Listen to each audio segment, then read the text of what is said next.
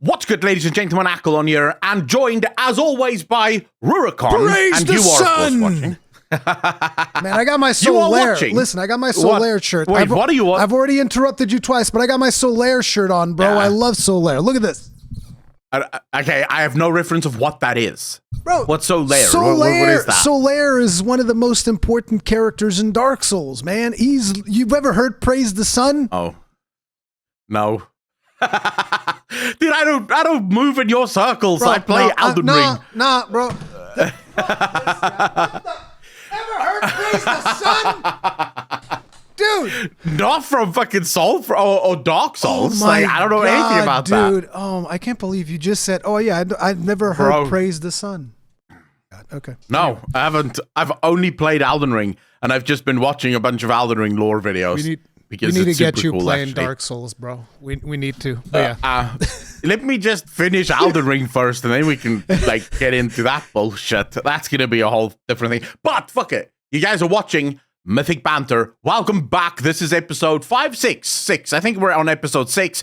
You can catch us on Spotify, Apple Podcasts, wherever you get your podcasts. Apple Podcasts basically. Now? We are on Apple Podcasts. Yes. Woo! Let's go! We are on Apple Podcasts. I'm proud of you, brother. You've overcome the limitation. I have figured it out. But yeah, you can catch us everywhere. Also watch us on YouTube, of course. Thank you so much. And I'm still gonna... Guys, I've had enough of this. There are consistently more than 300 of you watching, and yet, where are the subs? Hit the sub button, or else I'm going to kick you in the nuts. Don't subscribe, actually. Wow. Just being fourth amount in co-host. Listen. We're covering both bases, right? Because you give people positive psychology, and I give people reverse psychology. So we're going to get the people who are positive, and we're also going to get the people who are like, can't tell me what to do. And I'm like, no, really, don't subscribe. And I'm like, I'm going to subscribe just because you said that. Yeah, I'm going to. Yeah, that's see, we're covering both bases. That's the idea. I see how it is. You believe that most of our viewers are low IQ. I get it. I'll just never said this. Dude, I think it might be true. No, we love you guys, but I'll still kick you in the nuts if you don't subscribe. Anyways, let's get into it because we have a crazy amount of stuff to cover today. It's been insane, absolutely insane. Every single day for the last month or so, literally since we started the podcast, it's every single day, everyone in the world tries to one-up each other in terms we had the Dr. Disrespect bullshit. Then we had the Boogie shit. Then we had the Boogie shit again. Then we had basically gaming companies putting their foot in their mouth every other fucking day. And now, as if this world could not get any more bonkers, we have MrBeast at the center of insane controversy. Yeah. Now, I know a lot of people will say it's not drama if it's criminal. Well, actually, that's not how drama operates. If the crime leads to a dramatic result, that is literally, by definition, drama, right? That's the definition of it. I get that many people feel like it's sort of making light of the situation or making the situation feel less impactful, and I, by no means, want people to think that. This is a very serious thing, but it is also causing a lot of drama within the community. So it is important to acknowledge that. I kind of feel like we have an unofficial drama segment at the beginning of every podcast. It's how we're going to get into viral and trending and all of these things to then get people to listen to all the other stuff that we're saying. It's the angle. At some point, all of our viewers are going to go, bro, people need to hear about this. And they're just going to post these podcasts on Reddit or something. And then everyone's going to see it. We'll get a viewer that tries to do that. At some point, wink, wink, nod, nod. Let's do that. But all right, the MrBeast drama. Yeah, okay, so for those of you that don't know, about a week ago, give or take, some stories started to emerge about Kris Tyson, or Kris Tyson as they used to be known. This is, of course, the dude that started working for MrBeast that then transitioned to a girl. This was a big thing at the time. it was a big thing. That's just the fact. And then it sort of died down. Most people sort of just started to chill out. And then it seemingly now came back in a big way. First, there were people who claimed that Ava were DMing way back in the day. This was really before MrBeast had his big glow up and blow up and all the rest of it. Ava was texting with a 13-year-old boy. They were DMing each other back and forth, and they eventually met up. These are the claims that were made at the time. Yeah, these are allegations, right? Yeah. These are the allegations against Ava Kris Tyson. Then another boy came out and said Ava and he were texting each other when he was only 13, 14, I think maybe 15, because there's another boy that came out that also said that he was 15 when him and Ava started texting each other, and it was very inappropriate and whatnot.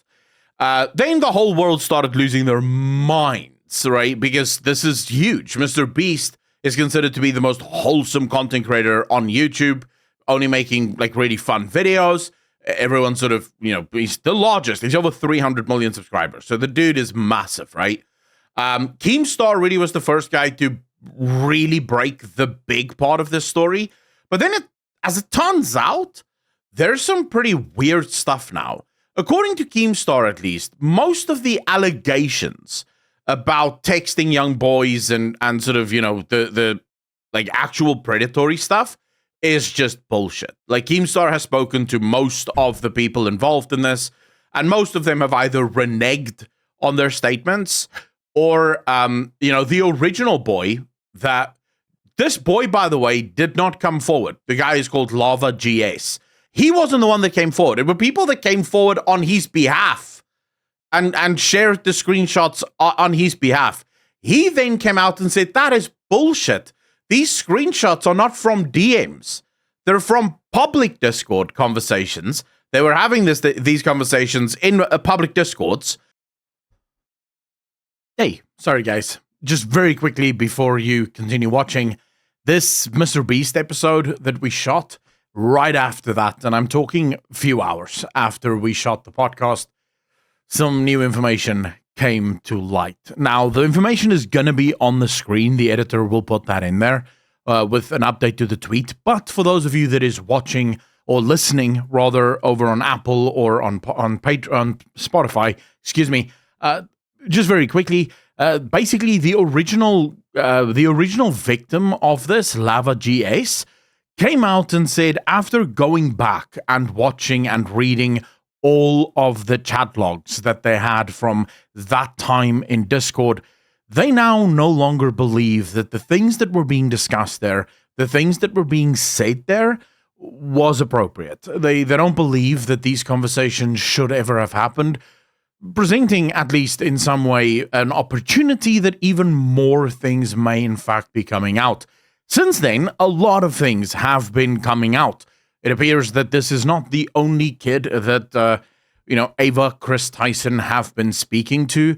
There's been a lot of kids, and specifically in a lot of cases, it were like short little drops, just like a sentence here, a sentence there, a message here, a message there, just all over the place, basically celebrating lolicon porn and just a whole bunch of really weird crap from Ava Kris Tyson. Now, of course, MrBeast has fired Ava since then, as we discussed, me and Rurikon.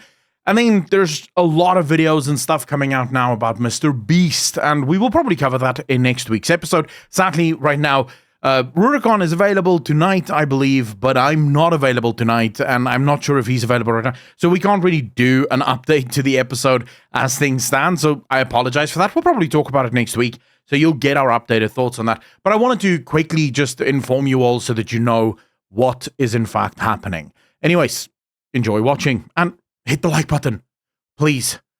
Peace. And when he met with Ava Kris Tyson, it was with his parents, and he was meeting the whole of the MrBeast team, not just Ava on their own, right? So Keemstar sort of broke this whole thing and suggests, at least currently, that none of the actual predatory stuff is there. What is true, and this even Keemstar admits, there were some very inappropriate jokes and inappropriate things said between these boys. So it doesn't seem like he was grooming. The grooming allegations appear to be bullshit. But the fact that very inappropriate things were said, that is absolutely on point. Then you have, and I'm just catching up before I get your opinion on this. Then you have Ava Kris Tyson being very close to Shadman. Shadman is a known CP artist.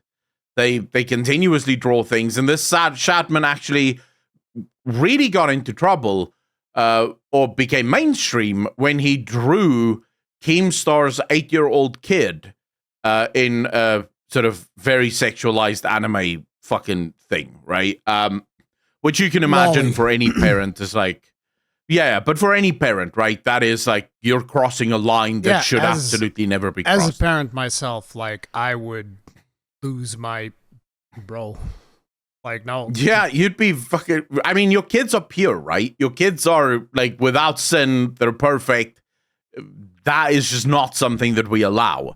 So you can imagine for Keemstar, this was really bad. And then as it turns out, Ava Kris Tyson was commissioning art from the Shadman and praising the Shadman consistently. So this made it personal for Keemstar. But as far as I can understand now, the grooming allegations are bullshit. Inappropriate conversations, absolutely true. There were inappropriate conversations and inappropriate jokes and stuff. But now, it seems like MrBeast is starting to get... Okay, so fuck it. I have to also update this. Ava Kris Tyson has been let go by MrBeast. Exactly. Yeah, they've been fired from MrBeast. They came out on Twitter and said, "Oh, we made the mutual decision to part ways." She was fired. And then people were like, "No, yeah, 100% fired." Right? And then MrBeast also basically came out and said, "Fired." So, you know, it's what it is. But now people are claiming that MrBeast fucking knew. Yeah, there's right? Like there's a dude from his who was in his crew. I think it's called Jake the Viking, and he says he said Jimmy knew. Now, whether or not he knew, I don't think we actually have proof, but it would make some sense for him to know at least a little bit about the proclivities of Ava because they're very close friends, is my understanding. But I just feel like this is a situation where Jimmy just had that one friend that is not kosher, and that is now going to damage the MrBeast brand, which is something that actually upsets me a little bit because whenever I see people complaining about some of the work that MrBeast does, and they're like, he's just doing this video about curing 1,000 people of blindness for YouTube views, and it's like, yes. Yeah. Good. What if he cures 10,000? He's still curing 1,000 people. What if he cures 10,000? Yeah. It's just so weird to me when people started with particularly that one, which is completely unrelated to this, but like, I just wanted to point out, it was very weird to me when people started going like, he shouldn't be doing this. It's not fair. He's using these people as props. Like, why don't you ask the people that can now fucking see how they feel about it? For the people that now have a house. The people that now have a house, do they really give a fuck that he got YouTube views while giving them a house? They have a house, right? They're pretty happy with that. But basically, Jimmy's now having to navigate this very uncomfortable situation, which kind of sucks all around, and it's just a terrible. But dude, it kind of gets a little worse, right? Okay. So there's a guy that round about the time the Dr. Disrespect stuff happened, right? There's this dude on YouTube. He's a ghost behavioralist. Like, fuck me, bro. The guy's weird. He believes that he's helping ghosts calm down. And why are we quoting this strange source? Listen to this, right? So this guy claims that he doesn't just claim. He actually does have the bona fides. He was around at the OG YouTube thing, right? He was one of the largest creators at the time when YouTube just started out. Okay. And when the guy stuff happened, when the Dr. Disrespect stuff happened, he basically became a little bit famous. Him and Mudahar even started to go back and forth because he basically said, none of these large YouTube stars is there by accident. And this is not the first time that it will happen. You will find out a lot worse because he himself has been approached by these people. Apparently, the rot of the super mega stars on YouTube, pretty much all of them are involved in very, very scumbag stuff. And he says the rot goes right to the top, and he alluded at the time, at least, to even MrBeast and the things that MrBeast, and he basically he tries to make the claim that no one gets mega super famous on YouTube without YouTube okaying it. YouTube decides who gets super mega famous. That's a little bit like we're popping out the tinfoil hats at that point. I'm not sure how much. I think this is more of a situation of even a broken clock is right twice a day or something along those lines.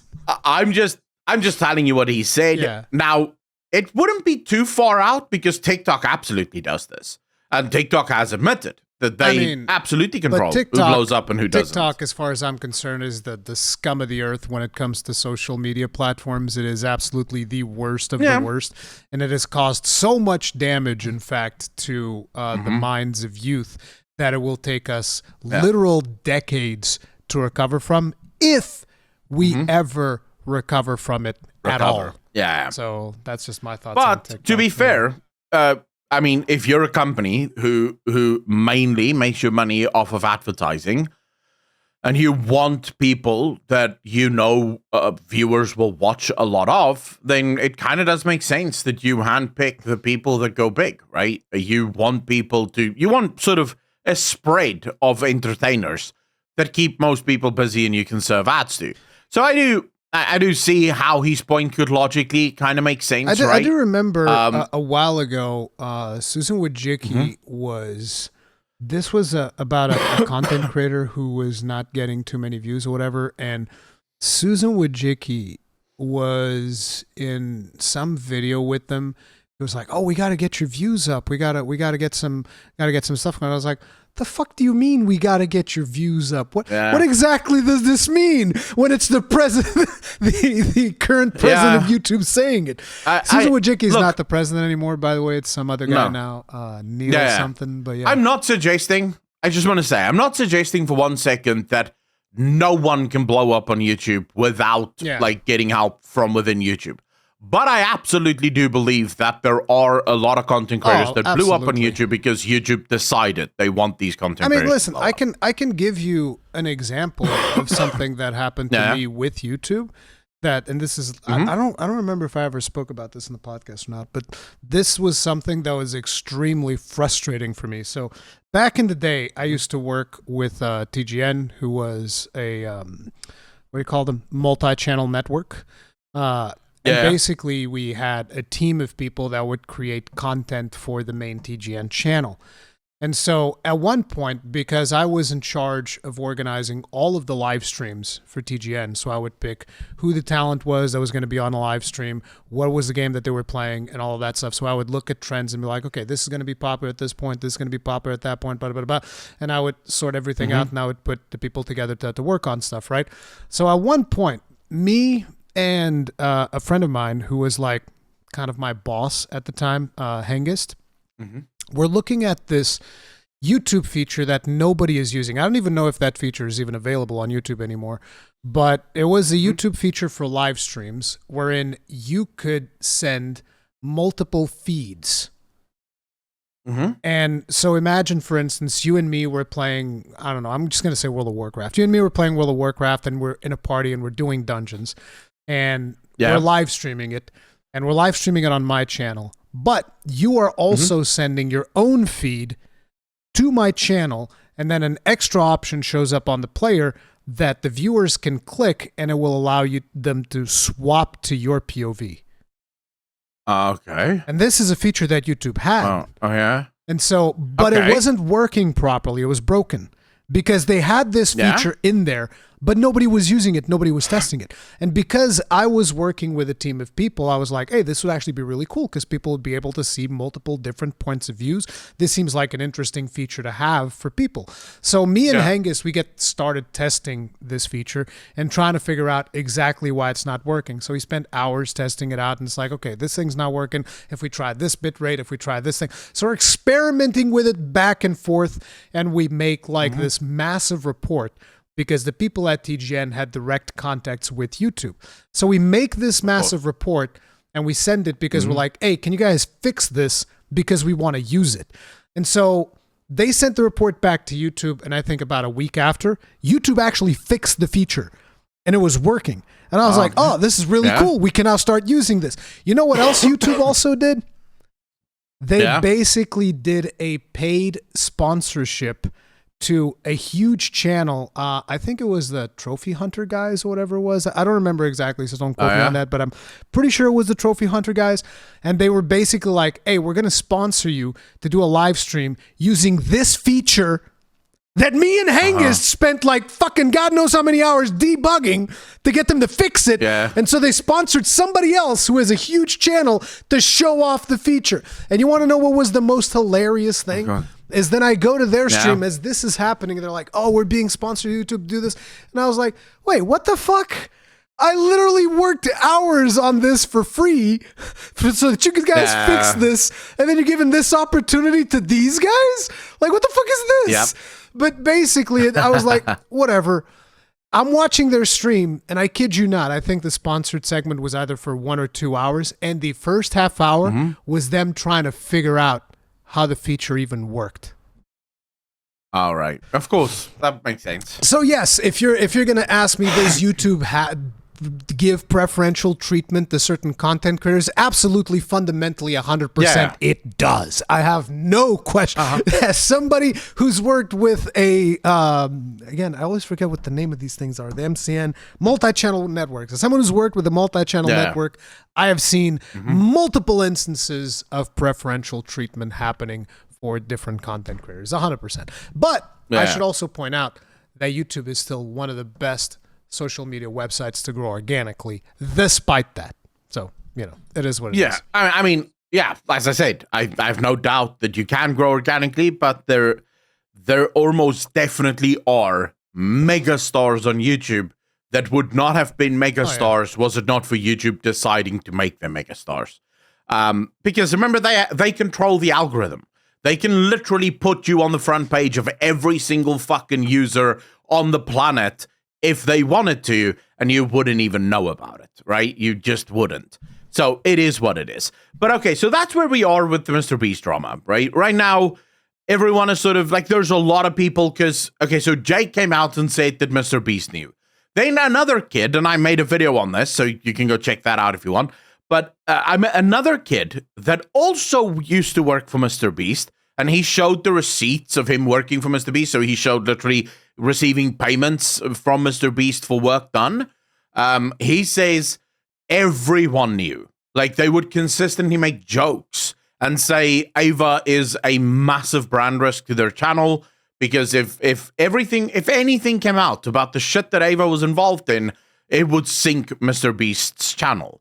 But according to them, at least, Ava knows too much. And Keemstar, by the way, backed this up.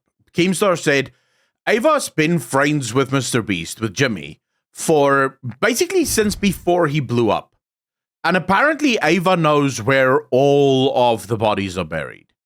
So that's why MrBeast can't really get rid of Ava, because there's something that needs to be understood here. While Ava is now no longer on the videos, we don't exactly know whether or not Ava still owns a portion of the MrBeast empire, because Ava was a part owner of the MrBeast, thing, this whole company that he has set up. It is entirely possible, if not even plausible, that Ava still owns their share in MrBeast, and they're just no longer going to be on the videos because, obviously Ava wants to protect her investment as well, right? So that is where we are right now. I don't know if there's been any more. By the time you watch this, there may have been a major amount of new shit that has happened. Because we record these like 3 days before they actually air. So, yeah. Yeah, they air on Mondays, 6 o'clock, and we record on Friday mornings. But we have to do this because our editor works full-time and she can only do it on weekends. Yeah. But, it is what it is. We make do, but that's where we are right now. On to really what should become a segment on the stream now. We should just, on this I want to go through it quickly because I want to talk about actual gaming stuff. But you know how you were just saying that YouTube definitely props up certain creators? That's kind of like what it almost feels like that happened to this creator at the start as well. Boogie2988 is back in the news. What do you know? So I know that you're not you haven't been following the rest of this, but I actually do watch I do watch the LolCow podcast because I think it's some shit's hilarious. But basically, what's been happening here is we've had the whole situation. Boogie lied about cancer for 2 years, and then now eventually they were able to get him to confess. Yes, I did lie. They basically dragged him kicking and screaming into admitting that he had lied about having cancer, which we already condemned in the last show, so I'm not going to spend too much time on it. I think it's fucking terrible if you're faking to have cancer and trying to use, other people's sympathy to try, let's get some money online. Oh, I have cancer. And it's really bad for people that actually have the damn sickness. But anyway, so that whole thing happened, and Keemstar eventually said, "You're fired." But I think I pointed out in the last podcast that Keemstar was already, creating kind of like a storyline thread backdoor to allow him back into the show. And that's basically where we're at this week. So that backdoor was Boogie needs to get a face tattoo. And that face tattoo says, I'm already liar. Fucking hate this. Yeah. Oh, of course. Of course. And so that's what they did. He got a face tattoo. I think it's on his right cheek, around the jawline. But an actual tattoo. An actual tattoo that says liar in his face. Now, the plan is he has to wear this tattoo for the amount of time that he faked cancer. And that's kind of like his redemption arc, right? But to me, the thing is, Boogie instantly started acting like, yep, all's forgiven. See, I've done my thing. I've put a tattoo that says liar on my face. That instantly makes up for the fact that I've lied about cancer for 2 years and scammed my audience with a shit coin. And I was like, bro. See, this is why I think it's funny. The level of stupidity. It's like, I mean, I can do this really bad thing and I'll just tattoo liar on my face, and that's it, that's done, that's all my crimes absolved. The thing that I mind about this is redemption comes with a form of repentance and introspection, right? And you have to first and foremost accept the fact that you've done a very, very bad thing. Then you repent for the very bad thing. So this can either be to God if you are religious, or it can be to the public, as in Boogie's fucking case, right? By repenting, repentance literally means 180 turn. It means to turn away from the shit that you did. But you only can turn away from the shit that you did if you fully acknowledge that the shit that you did is bad, right? And is evil and should not be done. And the way you repent is by actually trying to be better. It's by actually trying to make things different. Not just a fucking tattoo that says liar. I should also that doesn't mean anything. He gave $4,000, which supposedly he doesn't have that much money. I think that's most of his bank account. He gave $4,000 to St. Jude's for cancer research and all of that stuff. Now, the way in which these $4,000 happened, though, is a little bit weird because, before he did, he was informed that he had to do the liar tattoo thing to get back on the show and all of that stuff. He goes back in and he says, I gave $1,000 to St. Jude's, blah, blah, blah. They get into a conversation. At some point, Boogie also mailed his gold play button to Keemstar, which Keemstar was planning on auctioning off for charity as part of his redemption arc. But what ended up happening was Mudahar gets in there, and I forget exactly how this discussion went down, but it was about Okay, so if you give $3,000 to St. Jude's, you can have your play button back, and I'll match it. Said Mutahar or something like that. And the end result is, hey, look, Boogie gave another $3,000 for cancer research, which is a good thing. It was actually $3,025 for some strange reason, and Mutahar matched it. So that's another. So coming out of this, St. Jude's got like friggin' $7,000+ for cancer research, which is great. Yeah. Fantastic. But let's not forget the main reason Boogie did that, the $3,000 thing, is because he wanted his fucking play button back. Yep. we need to have like the Keemstar soundboard thing to go. Dude, I just. So when it comes to the fucking, when it comes to Boogie, like I saw Mutahar actually on Twitter say, I have no doubt that he's going to charge this back. So even Mutahar thinks that Boogie donated money and he will charge it back because you can. If you donate to charity, you can literally immediately charge it back. And they'll just give it back. I believe that so far Keemstar has the receipts and it hasn't been charged back yet, but who the fuck knows? He can charge it back a month. That motherfucker, I don't trust him. You know, his money situation is also a very black hole thing. Yeah, dude. Because he always claims he doesn't have any money, but then somehow he does have. Motherfucker, you have 4 million subscribers. Your videos used to get hundreds of thousands of views. It's like, I'm not even close to being that popular, and I'm pretty reasonably well off. I don't mean like, oh, I'm fucking rich, I'm gonna live in the Bahamas, whatever, but you know, I can survive comfortably. And it's like, bro, if I can do it with the amount of views I'm getting, motherfucker, you had so many more views. Get the fuck out of here. Not to mention like the sponsorships, which I don't even have almost any sponsorships at all. I've done maybe like 2 or 3 sponsored videos in my whole career. That motherfucker had sponsors every goddamn video and live stream subscriptions on Twitch. We're not even counting that. I'm just talking about ad revenue on YouTube. Get the fuck out of here, bro. Motherfucker's a millionaire. Oh yeah, he definitely makes money. But anyways, moving on swiftly from important things. One fucking train smash to, and Rurikon, I need you to understand something here. Okay. Right? And this really, he may as well have been speaking to you. Did you know, Rurikon, that when you leave a bad review on a video game, it may in fact make that game sell less copies? Did you know that? No. Yeah. I mean, I was blown away. When I found out about this, I was blown the fuck away. I can't believe that. Yeah, we have Take-Two's CEO to thank for this nugget of revelation. You know? Oh, it's a nugget, all right. He is. So, get this. He is afraid of review bombing in the context of the upcoming GTA 6.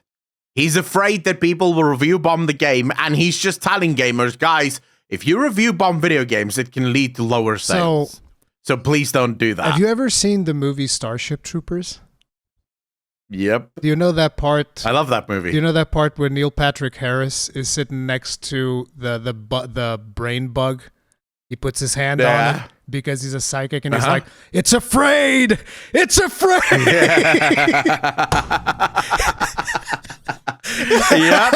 He's scared. Oh no! Yeah.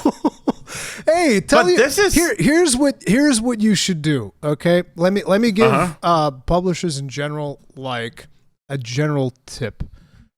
Don't treat your player base like a cash cow. Treat them with respect. Yeah, that's a good idea. You know, treat people with respect. Don't come in here trying to milk everybody for everything they're worth. And maybe review bombs won't happen. Like, I'm sorry, I'm not a huge fan of review bombs, and let me tell you why. Because sometimes review bombs happen in ways that really frustrate me. Like, I've seen people review bombing Shadow of the Erdtree DLC because it's too hard. I've seen people review bomb Monster Hunter World Iceborne because they've added free optional bosses that people are like, these are too hard. And by the way, they're not too hard. It's just people didn't want it to adapt to the strategy that you needed to use for some of these bosses. So those frustrate me. But there's also a lot of review bombs that have actually had a positive outcome. A very recent example, for instance, would be Helldivers 2. We've had the situation with Helldivers 2 where Sony was doing some really shady stuff and people were like, all right, you're going to do that? Guess what? We're going to tank your game from overwhelmingly positive to mostly negative within the span of 24 hours. That was fucking impressive. But the really cool thing is that it worked both ways because some of the stuff got sorted and they brought it back to mostly positive within the span of like 72 hours or whatever. So it's like, I think review bombing in a way is giving the power back to the people.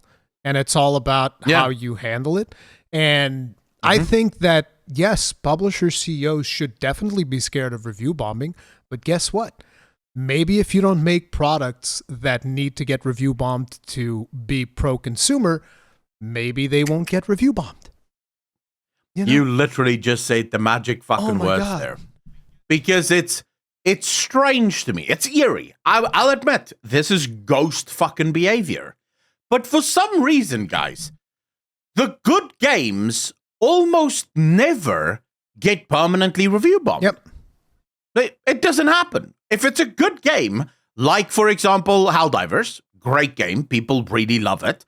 The only time it was review bombed was when the company started to pull some really shady crap. And the gamers were like, we're not having this. And as soon as the company reversed those crazy crap, the gamers were like, oh, well, all right, cool. That's it then. Thanks. We appreciate that. We'll bring it right back up for you. There you go. We'll give you back your little rating. The thing is, the only movies and TV and TV series and games that get review bombed into oblivion happen to also be the ones that deserve to be review bombed into oblivion. And that are just super shit. What bothers me about this entire situation is why. Take-Two is considered to be one of the more solid publishers out there. They don't publish a lot of games. They basically have two games. They have Red Dead Redemption and they have GTA. Those are the only two. And pretty much every single time they bring out a game, it is massive. Right, it's a roaring success. These guys are considered to be the masters of the open world. Why are you afraid of review bombs leading up to GTA 6? The reason, what is in GTA 6? It's not. I don't know if there might be something in GTA 6 that is controversial, especially with the current climate. Whenever it comes to DEI stuff, which we have talked about in the show before. So if there's any of that stuff in there, that might be a problem. But I think one of the biggest concerns that they have is that the people behind GTA Rockstar, they're always pushing the envelope when it comes to bloated budgets. So like these are some of the biggest budget games. Now the problem with making games that have such huge mega budgets is like, if they're successful, like GTA 5 has been, then it's fine. And it's actually really good for them because that game has made them more money than God knows what. That game's giga. Dude, isn't it something like $1 billion per quarter or some shit like that? That game literally prints money. Big, it just prints money, right? And so they're going to go ahead and they're going to gamble a lot of that money back into making the next one. The problem is, if for whatever reason, the next one gets a little bit of pushback and it doesn't sell enough units, boom, that's enough for them to take a massive hit. Now, me personally, when it comes to Grand Theft Auto, I'm like, bro, I think that the single player portion of Grand Theft Auto 5, absolutely phenomenal, fantastic, love it. I think that GTA Online, and this one's going to be a little bit controversial, is absolutely scumbaggery. It is pay to win bullshit, and you can fucking quote me on that. The way that they just sell those shark cards, bro, get the fuck out of here, dude. Get the fuck out of here with that. I don't know anything about the online version of the game. I didn't play it. I've played the single player version about really 2 or 3 times. Yeah, it's really good. I loved it. I love the world. I love hanging out in the world. I'm currently busy. I say currently. I'm playing it every once in a while. But I'm trying to do a full-blown, everything maxed out, everything done run. Yeah. Right? So, I'm sort of running around doing everything. Red Dead Redemption 2 as well? Oh man, Red Dead Redemption 2 is phenomenal. It's also phenomenal. Like, yeah, it's great. Yeah. Again, the single player version of things, because whenever you get to the online portion, it's all about engagement. We got to keep them engaged. Yeah. And they will like tweak the knobs left, right, and center to make sure that they can squeeze out as much engagement and monthly active users as they can out of their player base. I think that might be one of the things that they're really scared of. But if people like review bomb the online, they're like, bro, this because the online for GTA 6 is where the money gets printed. I mean, right? assuming that GTA 6 is even going to have like an online kind of like GTA Online, I would assume the idea is going to be to migrate. Of course it will. Yeah. The idea I think is going to be to migrate the existing GTA Online player base into GTA 6, and anything that can compromise that is going to be a huge problem. So if people review bomb the next iteration of GTA Online, they're fucked. Yeah. And he knows it. But I mean, and he's scared. Yeah. I wonder how much DEI stuff we're going to get in there. You know, I've been making a series of videos on my Acklon TV channel about DEI, about Bridge, about postmodernism, where all of this shit comes from.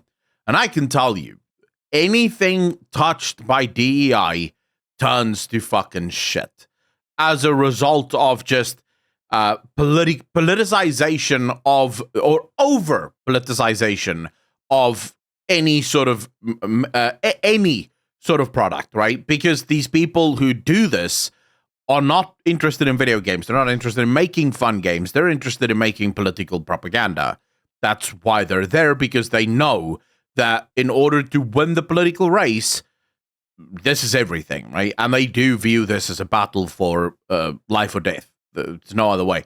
I think with Take-Two, I mean, this is a company where the CEO also a few months ago spoke about the possibility of charging players per hour played. It is. You should technically, yeah. So this company is, and I actually kind of respect just the absolute unbridled greed and just not even giving a fuck, right? They're just like, look, we are greedy little asshats, and we will not hide. I want you to give me more money. That's what I want. Just give me the money. And I kind of respect that, right? I don't like when you pretend to be a good guy, but then fleece my fucking wallet. But if you come right up to me and say, okay, listen here, I have a secret to tell you. I am a greedy little cunt, and I want everything. I want all the money. And then you also do it. I'm like, yeah, that's cool. He's honest about this. That's exactly what he wants.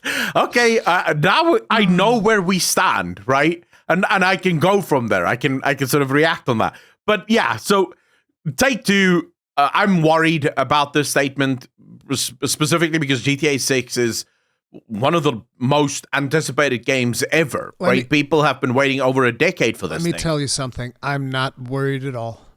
You want to know why? We shouldn't be worried as gamers, because like if it's a good game, it'll succeed. If it's a bad game, it'll die like it fucking deserves. It's that simple. It's the law of the fucking jungle. I get worried whenever good games don't get the recognition they deserve. Like Soul fucking Sacrifice. But that's another topic. I just want to very quickly link up with you there and say, with the advent of, you know, Unreal Engine 4 leading into Unreal Engine 5, and yes, I know we did a whole segment last week on Unreal Engine 5, but with Steam and how easy it is to publish games nowadays, you're starting to see far more indie games literally competing one-to-one with the AAA industry, right? Bringing out open world games that previously really wasn't something that you would expect an indie company to be able to do. No Man's Sky, we're going to be talking about that a little bit later, but I've just recently, for the first time ever, started playing No Man's Sky. And fucking phenomenal, considering the fact that this came from an indie studio. You have 11-bit studios with their new upcoming game called The Alters, which is also a massive open world fucking RPG survival, fully voice acted game. These companies are coming for the AAA industry. So yes, if GTA 6 fails, it will be sad for a lot of people, myself included, because I am really looking forward to playing GTA 6. But there will be competitors, right? There will be indie companies coming up and making the equivalent of these games. So, you win some, you lose some. It is what it is. But going from absolute unbridled greed and just an absolute refusal to even be sorry about that, we go into a company that also unbridled greed that has bit them in the ass, right? Time and time again, because apparently just making a samurai wasn't good enough for this company. No. They had to make, and I want people to fucking understand a couple of things here.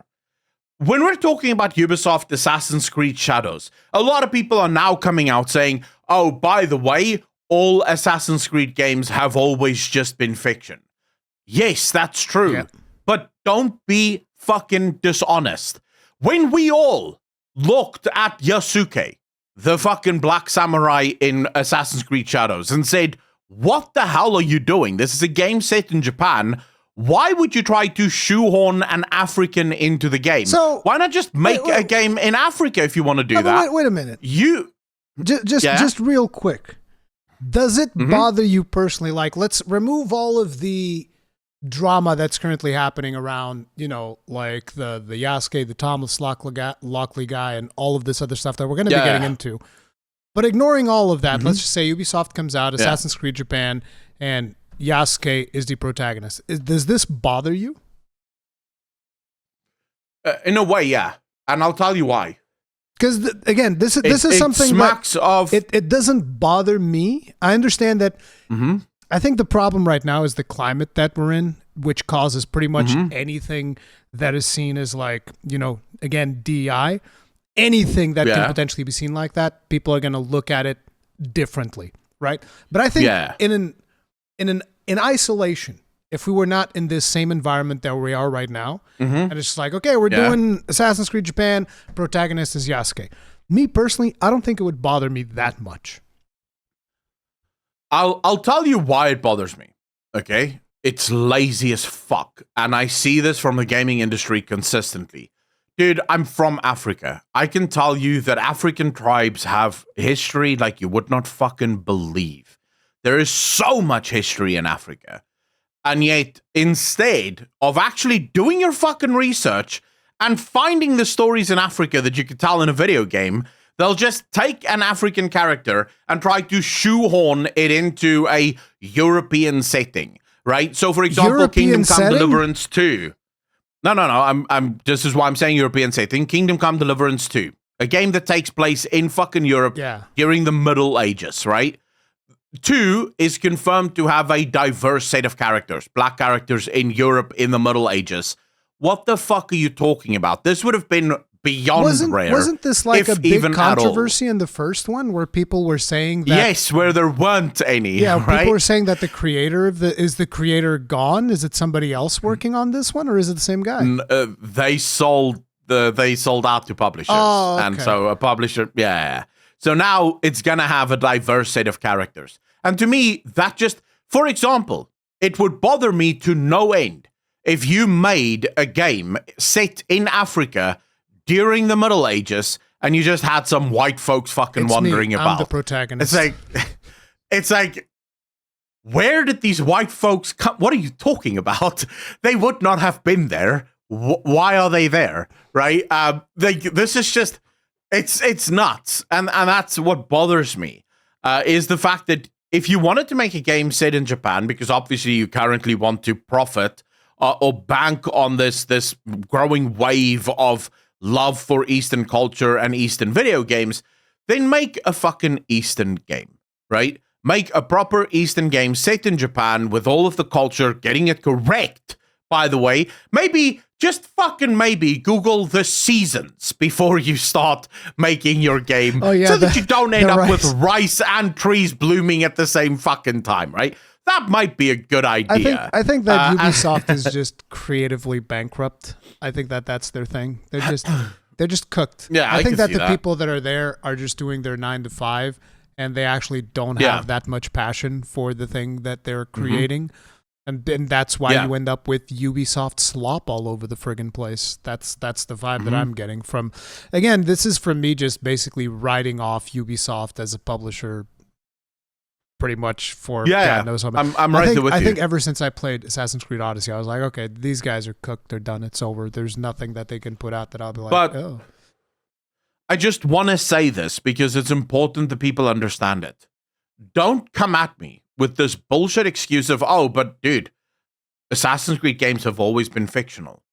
You cannot say that when you have spent the last fucking year telling everyone that Yasuke is absolutely historically factual samurai. Yeah, that is. You are the one that made him a fact. Yeah. And then when we said, no, he's not a fact, you called us racist for ignoring his fucking history. And then it comes out to actually not a samurai at all. And now you're going, but bro, Assassin's Creed games aren't actually historically accurate games. They're all fictional. No, you motherfucker. You don't get to go back on your original bullshit. You're talking about the shifting of the goalposts, which I do agree. People will, yeah. They will say one thing and then it's like, actually, that's incorrect. And it's like, well, actually, that doesn't even matter. It's like, look, again, and I want to make it perfectly clear. This, to me, this means nothing because this is not going to get me to play Assassin's Creed again because Assassin's Creed games have been ass for a while now.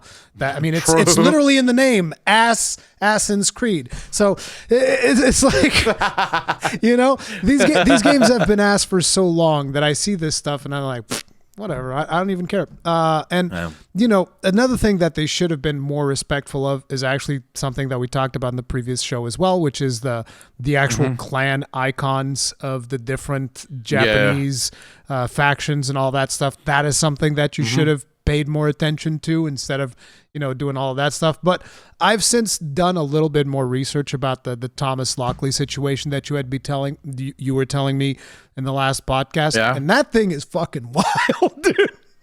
Because it is exactly like you said. It's like, this guy went in there and then he started writing a book and then he quoted his book before his book was even done, put that shit on Wikipedia, quoted himself. It's like, bro, what the fuck? And then you have everyone, he had the time of his fucking life. Apparently this is now almost turning into like a fucking international incident where there's actual people in the Japanese government talking about this. It's like, Jesus Christ, bro. What is going on? I will say though, and this is some good news just for those of you that might be, like if you want a little bit of a giggle today, the story did reach, like the Assassin's Creed stuff, reached the Japanese government. And then the Japanese government offered an official statement that said, our job is not to police fictional worlds. And it was just like, listen, bro, we got better shit to do.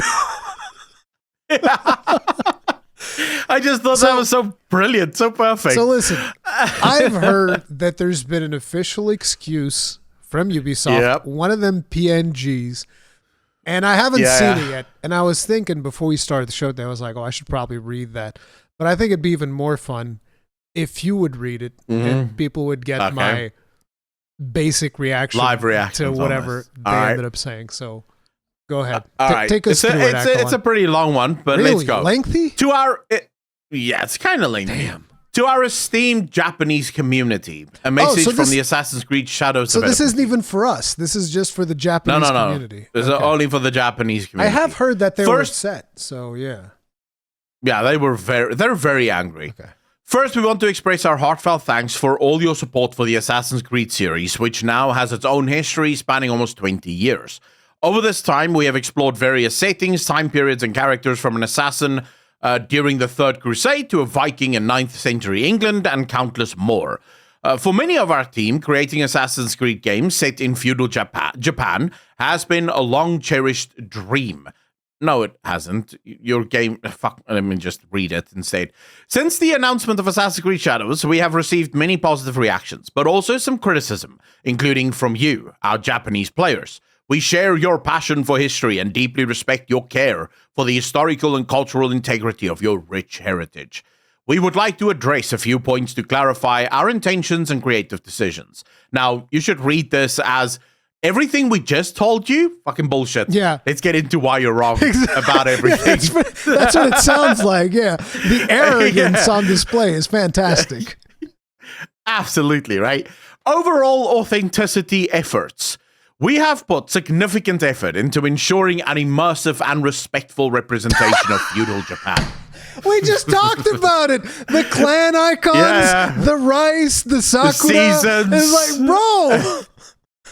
People bowing down to Yasuke wherever he goes, being basically, revered and all of that. So, I mean, okay, sure. Yeah. All right. However, our intention has never been to present any of our Assassin's Creed games, including Assassin's Creed Shadows, as factual representations of history or historical characters. Instead, we aim to spark curiosity and encourage players to explore and learn more about the historical settings we get inspired by. Never mind the fact that you've spent the last year telling us that this is absolutely historically true and Yasuke was, in fact, a samurai. But you don't even address the fact that you fucking lied for the last year and gaslit your community. But never mind that. Assassin's Creed Shadows is first and foremost designed to be an entertaining video game that tells a compelling historical fiction set in feudal Japan. Our team extensively collaborated with external consultants, read SPI bullshit, historians, researchers, and internal teams at Ubisoft Japan to inform our creative choices. They go on to say, despite these sustained efforts, we acknowledge that some elements in our promotional materials have caused concern within the Japanese community. For this, we sincerely apologize. All game footage presented so far is in development and the game will keep evolving until launch, i.e., the seasons were just fucked on accident. Oops. Oops.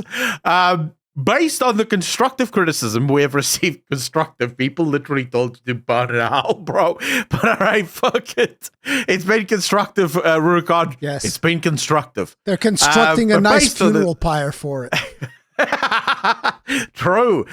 We will continue our efforts until we put this game into your hands and beyond. Just don't. Where exactly are you going to put it besides my hands? Excuse me? Up your asshole, I don't approve of this. We also want to clarify that while we have been consulting with many people throughout the development process, they are in no way responsible for the decisions that are taken by the creative teams in the interests of gameplay and entertainment. Dude, you know how I know these SBI consultancy firms have a ridiculous amount of power? The fact that they can get a company as large as Ubisoft to take all of the blame and move none of the blame over to the woke consultants. This should tell you how scared these fucking companies are of these woke consultants. I don't know if it's them being scared or just them making sure that, like, hey, we're the ones doing it. Again, I don't know. I don't like touching this DEI stuff too much because you end up sometimes painting yourself into a corner where it's like, okay, everything has it. Literally everything has it. Yeah. That's my concern, which is why I'm like, listen, I get the game, I play the game, I make my own judgment on it. In this case, I'm judging the game ahead of time because they're greedy fucks. I actually think that the biggest thing isn't even being talked about that much. The thing that bothers me the most is the fucking pricing structure. This whole fucking Yasuke thing, it doesn't bother me. I don't care. But, that's what everybody's talking about. But keep going. Just like wrap up the apology. Right, so it's such a terrible fucking message so far. On the final one, and here's where the gaslighting really picks up, creative liberties and historical inspirations. While we strive for authenticity in everything that we do, Assassin's Creed games are works of fiction inspired by real historical events and figures. From its inception, the series has taken creative license and incorporated fantasy elements to craft engaging and immersive experiences. The representation of Yasuke in our game is an illustration of this. His unique and mysterious life made him an ideal candidate to tell an Assassin's Creed story with the setting of feudal Japan as a backdrop. If you fucking started out as that being the reason you have him in the game, no one would have given a shit. Yeah, that's no one would have given a shit. I think that the biggest issue here is like They like to say we've always had, these characters and all that stuff, but none of the characters in an Assassin's Creed game, and feel free to correct me if I'm wrong, because my Assassin's Creed lore at this point is going to be giga rusty, because my favorite Assassin's Creed games were like the first, I think I played 2 of them, which was the Assassin's Creed. Altair storylines. It was Ezio and Altair. I fucking love that. I was like, this is amazing. When I first played Assassin's Creed 2, this is one of the best games I ever played. I absolutely fucking love this. You could feel the passion that the team had for that IP at that time. Absolutely. I thought it was awesome. So absolutely agree. I love those. The Ezio Auditore and the Altair games. I'm like, these are fucking the bee's knees. They're amazing. Awesome. But Ezio Auditore and Altair, these are not historical figures. These are just like random dudes. That's it. That's as far as I know. Yeah. Yeah. The guy from Black Flag, is he like a major figure? I don't think so either. I don't think so. So it's like all of these characters and all of these Assassin's Creed games are not historical figures, which means you can do whatever the fuck you want with them. It doesn't matter. Yeah. Because like you said yourselves, it's fiction. What happened with this game is that you came out with Yasuke, and people were a little bit upset about it, which is understandable if you happen to be upset with it. But you then started throwing it in people's faces that like, no, but he's a super accurate character. This 1,000,000% happened. He's definitely a samurai. It's like, why couldn't you just said from the start, it's a work of fiction. We're going to do what we're going to do. It's a work of fiction. It is 100%. But they were like, no, this is historically accurate. And when that blew up in their face to the point where now the Thomas Lockley situation has happened, that's like such a fucking rabbit hole, bro. To go down. I've been watching that over the last couple of days, and I was like, bro, this is fucking crazy. So the fact that this situation escalated, revealing that, and now it's being addressed by the Japanese government and all that, and now you're coming out and saying, actually, it's all fiction, guys. We made it the fuck up, and it's like, the problem here is your fucking hypocrisy. There it is. It's right there on this. The gaslighting, right? It's the hypocrisy. Yeah. It's the fact that you're gaslighting us. Yeah. When this is all you should have done from the beginning. Yeah, just say it's fiction. And you should not have made him a samurai. You should have made him an assassin with samurai inspiration. That would have worked perfectly well. You could have done that. I've played other games where Yasuke is featured as a samurai, even though they don't reference him by name. Like, I'm specifically talking about Neo 2. I played Neo 2. And in Neo 2, there's a mission where you go and you fight the Obsidian Samurai, which is pretty obvious who that's referring to. Nobody cared. Nobody bothered. You go in there, you fight him. Right? They say that he's respected, legendary, and they call him a samurai. And not a single person cared, because we all understood this is a video game where I fight fucking demons, and nobody's trying to paint this as an historically accurate game. Nobody cares. Yeah. But what people will say, here's the thing. What people will say about Neo is that, so you don't care because Neo had a white guy in it. And it's like, I already said, I don't care that Yasuke is the protagonist of AC Shadows. This doesn't mean anything to me. The thing that is bothersome is the blatant hypocrisy of Ubisoft. And again, the thing that really, really bothers me about Ubisoft is their fucking pricing structure that nobody fucking talks about. Fuck those guys. Fuck Yves Guillemot. Fuck them.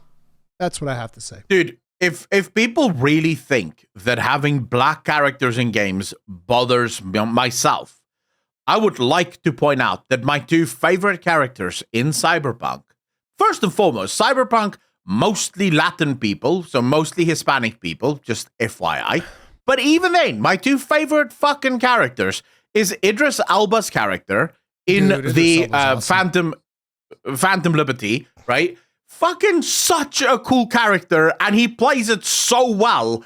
I loved him. And then the chick, that's also in the expansion, the Asian girl, that goes fucking ballistic and shit. Spoilers. But yeah, those are my 2 favorite characters in the whole show. Not a single white guy among them. So I don't know where there's no problem with having black people in video games. The problem is the gaslighting that took place. That's the issue. And of course, they continue to say, while Yasuke or Yasuke is depicted as a samurai in Assassin's Creed Shadows, we acknowledge that this is a matter of debate and discussion. It's not a matter of debate and discussion. It was absolutely source. I made it the fuck up. That's literally what it was. He isn't and was never an actual samurai. There wasn't enough time for him to be a samurai. And you have Japanese historians that came out and said this. Samurai train for fucking decades to become actual samurai. There's no shot that a dude arrives off the coast and within a year or two becomes a fucking samurai. That just doesn't happen. You have to understand something. Samurai isn't just in the West. We have soldiers, right? And a soldier can go through 1 or 2 years of training and then go do battle. This is not what samurai represented in Japan. They weren't just soldiers. They were cultural noblemen almost. It was a position of absolute authority to be a samurai. So it's not just something that you get to be. You don't just pick up a sword and go, oh, look at me, I'm a samurai now. They would actually kill you for that. So, yeah, just to put that into perspective for people. And then they go on with the whole bullshit, we greatly appreciate, whatever. Yeah, the part that doesn't really matter, but they don't really mean. But yeah, it's yeah. I just, again, it makes me sad that this is what we talk about rather than, the stuff that the pricing structure and all that, which most people aren't even addressing anymore. It's just like, oh, we need to talk about the historical accuracy and all of that stuff. It's like, I don't know, dude. Mm-hmm. At the end of the day, Assassin's Creed Shadow is going to be a shitty game that is going to sell millions of copies because nobody cares. This game is easily going to sell 10 million copies, regardless of what people might think about the online backlash, because the amount of people that are actually online and engaging in this discourse is actually a very small portion of the gaming community. A majority of people are going to be buying the game and playing the game. That's just the way that it goes. I wouldn't be so quick to believe that. I do think companies like Ubisoft are going to start feeling the pinch. But you are right. There might be a lot of people that do just buy it because they want to check it out. And this is what I think a lot of people need to understand about the gaming collapse that me and many others have been talking about for a long time. No collapse, or actually, I shouldn't say no collapse because that would be a lie. Very few collapses in history has happened overnight. It is actually very rare. That is why they tend to cause so much fucking damage when they do happen. So you think about the 1999 .com bubble that burst, or 2008, right? The bubble that burst there. The fact that they burst so suddenly is what caused so much damage, right? Because in general, a crash of this magnitude happens over the course of many, many, many years. And it just sort of fizzles itself out. So what you see, for example, in the AAA space, is a lot of the companies are still operating on some good faith and some goodwill that they managed to accrue for themselves in the past. So Ubisoft still has that air of wonder around them because of the original Assassin's Creed games. And we just spoke about how fucking phenomenal those games were. They were brand new. They did something that's never been done before. And they were phenomenal as a result of that, right? And a lot of people are still going to buy this game hoping that can be recaptured. But in time, people will stop buying as they start to realize that, these things are never recaptured. Right? No matter what happens, just consistently, we keep going down the same fucking rabbit hole with the same fucking bullshit being pushed. So it will happen. The gaming industry will crash, but I don't expect it to be a sudden crash. I think a lot of these companies are too large, and I think a lot of consumers are still hopeful that there might still be some magic, right? Regardless of all the times that they've proven that there isn't. I think, but with every shitty release, people get a little bit more skeptical about the next one, right? I think that when it comes to the gaming industry as a whole, I think there's going to be plenty of good games to keep us busy. But I think that I hope that some companies are going to begin to feel the burn a little bit because, they kind of have it coming pretty much. So, yeah. Yeah, absolutely. But all right, so off of the Ubisoft bullshit and onto the next bit. Now, I should point out to you guys that if you are headphone users, you might want to lower the volume at this moment in time because Rurikon is about to blow his fucking lid. Now, Rurikon, I don't know how to put this.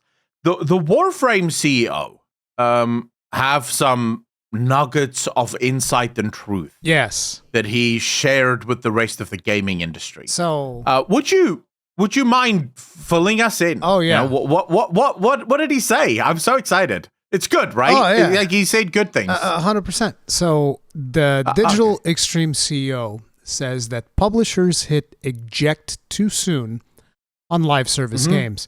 And considering that we were just talking about the absolute blatant hypocrisy of Ubisoft, I figured we should go ahead and touch up on some other hypocrisy.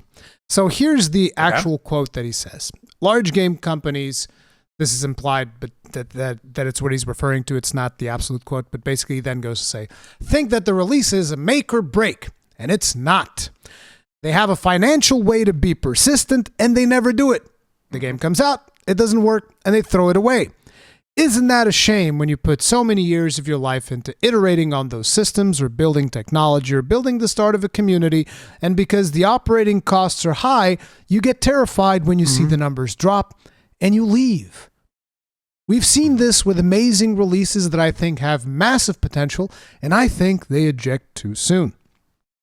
Now, you guys might be wondering... Did he give any examples of these amazing releases that eject too soon? No. But listen, I just think it's funny that the guy behind Digital Extremes, which is the company that both develops and publishes Warframe, says something like this, considering that not until that long ago, they used to have this publishing division. And this publishing division was working with another company called Airship Syndicate. Now, Airship Syndicate had this game that they had been working on called Wayfinders. Or is it Wayfinder? Oh, yeah. No, Wayfinder. It's just Wayfinder. I always make this mistake, and their community manager gives me shit. But the game's called Wayfinder, right? And interestingly enough, Wayfinder has recently gone through some changes and stuff like that, and they were on the Friends Per Second podcast. I'm not sure if you're familiar with that. That is SkillUp's podcast. No. You know who SkillUp is, right? Yeah, I know SkillUp. So they went there to talk about this change that they were working on their game, and naturally there were questions like, so what happened with you guys? And for those of you that aren't aware, Digital Extremes closed their publishing branch. They closed the publishing branch shortly after Wayfinder had launched. And Wayfinder launched, they had some problems. A lot of those problems were actually because the Digital Extremes servers that exploded buckled under pressure. Wow. And, very shortly after that, people kind of dropped the game because there were all these problems with the start of the game and whatnot. And Digital Extremes was like, all right, we're closing our publishing division. Fuck you guys, bye. That was kind of the way that things went. Oh, that's nice. Yeah, and so I find it interesting. That's not ejecting too soon. Obviously. No, not at all. I mean, because it's not like this was a game that had a tremendous amount of potential. But anyways, it gets even worse, in my opinion. I've never told this story on this podcast, so I figured we go down a little bit of a rabbit hole for Wayfinder. If you watch the Friends Per Second podcast, the segment where they talk with Joe Madureira and the president, whose name I am now forgetting, of the company, of the Wayfinder company, they talked about how initially they had this vision for Wayfinder, which is a lot closer to what it is right now, which Wayfinder now is a single-player game with optional co-op, if you want to go and do that, right? And this is the game that they wanted to produce. So they go up... Is this the game that you gave me a key for? Yes. Oh, okay. So they go up to the... They go up to the Digital Extremes guys because they were looking for a publisher for their game. And when they get to that meeting, they leave the meeting with an idea of like, hey, we should actually change a couple of things into the game, make it a little bit more like Warframe, and it could be a live service. Because initially it wasn't planned to be a live service. So they were kind of like influenced by the meeting they had with Digital Extremes to kind of like transform the game to be a little bit more like Warframe, and this would be something that they would be able to run alongside Warframe. Because of that, Digital Extremes also came up with this technology, the server technology that they were going to use for Wayfinder. So basically, this was a synergistic relationship that was developing there between these two companies. So they were very much, my interpretation of it is that they were very much influenced by Digital Extremes to turn their game into a live service. And after they did this and they started working on it, because the game, I think Wayfinder is a lot of fun. I have a blast playing that game. And so because of that, because of the massive failure of the Digital Extremes servers, which caused them a lot of problems and a lot of backlash, which they tried making right to the community. They were giving away digital goods to everybody that bought the game.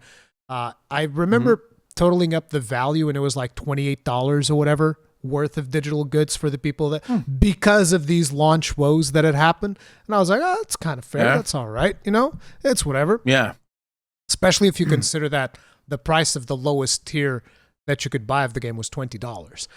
So, you know, they did all of this stuff to gain goodwill with the community, and then eventually Digital Extremes shut them down. And they've had to make a quick decision within the next month of like, okay, we need to shop around for the publisher, see if we can still make this into a live service, except this was so tailor-made to be like Warframe that, you know, obviously... Digital Extremes would have been the perfect partner. They weren't able to get anyone, especially because the industry is also on a bit of a downturn, as we know. And so the other option that they had was like, we're going to make this into a single player with optional co-op again. And they turned that around within like 3 months, which I think is impressive, to turn a live service game that is online only into a single player game in 3 months. And by the way, a game that in my opinion is much better now. But, you know, it's just interesting to see the way that this whole thing played out. And then the CEO comes out with his chest puffed out, going like, you bitches give up on live service games too soon. Motherfucker, shut the fuck up, sit the fuck down, okay? Just sit the fuck down and shut your pretty little pothole. You see, here's the thing. I've never played Warframe. I know a couple of people that do and absolutely love the experience, and that is perfectly fine. I believe that live service games are going to go the way of the dodo bird. And by that, I don't mean games as a service necessarily going completely away. But the development of games as a service, games are going to go away. Here's why. If you look at the gaming industry as a pie, which it is, you're never going to get all 8 billion human beings on the planet to play video games. That's just never going to happen. There's always going to be a small subset of humans that play video games. That is a static pie, which means that if one live service game, and also if you look at gamers as a whole, live service gamers will also be a niche within the greater niche. It's not going to be all gamers. I, for example, loathe live service games. I can't stand Your the fucking biggest played things. game is World of Warcraft. Shut up. You're the hypocrite. Hold on.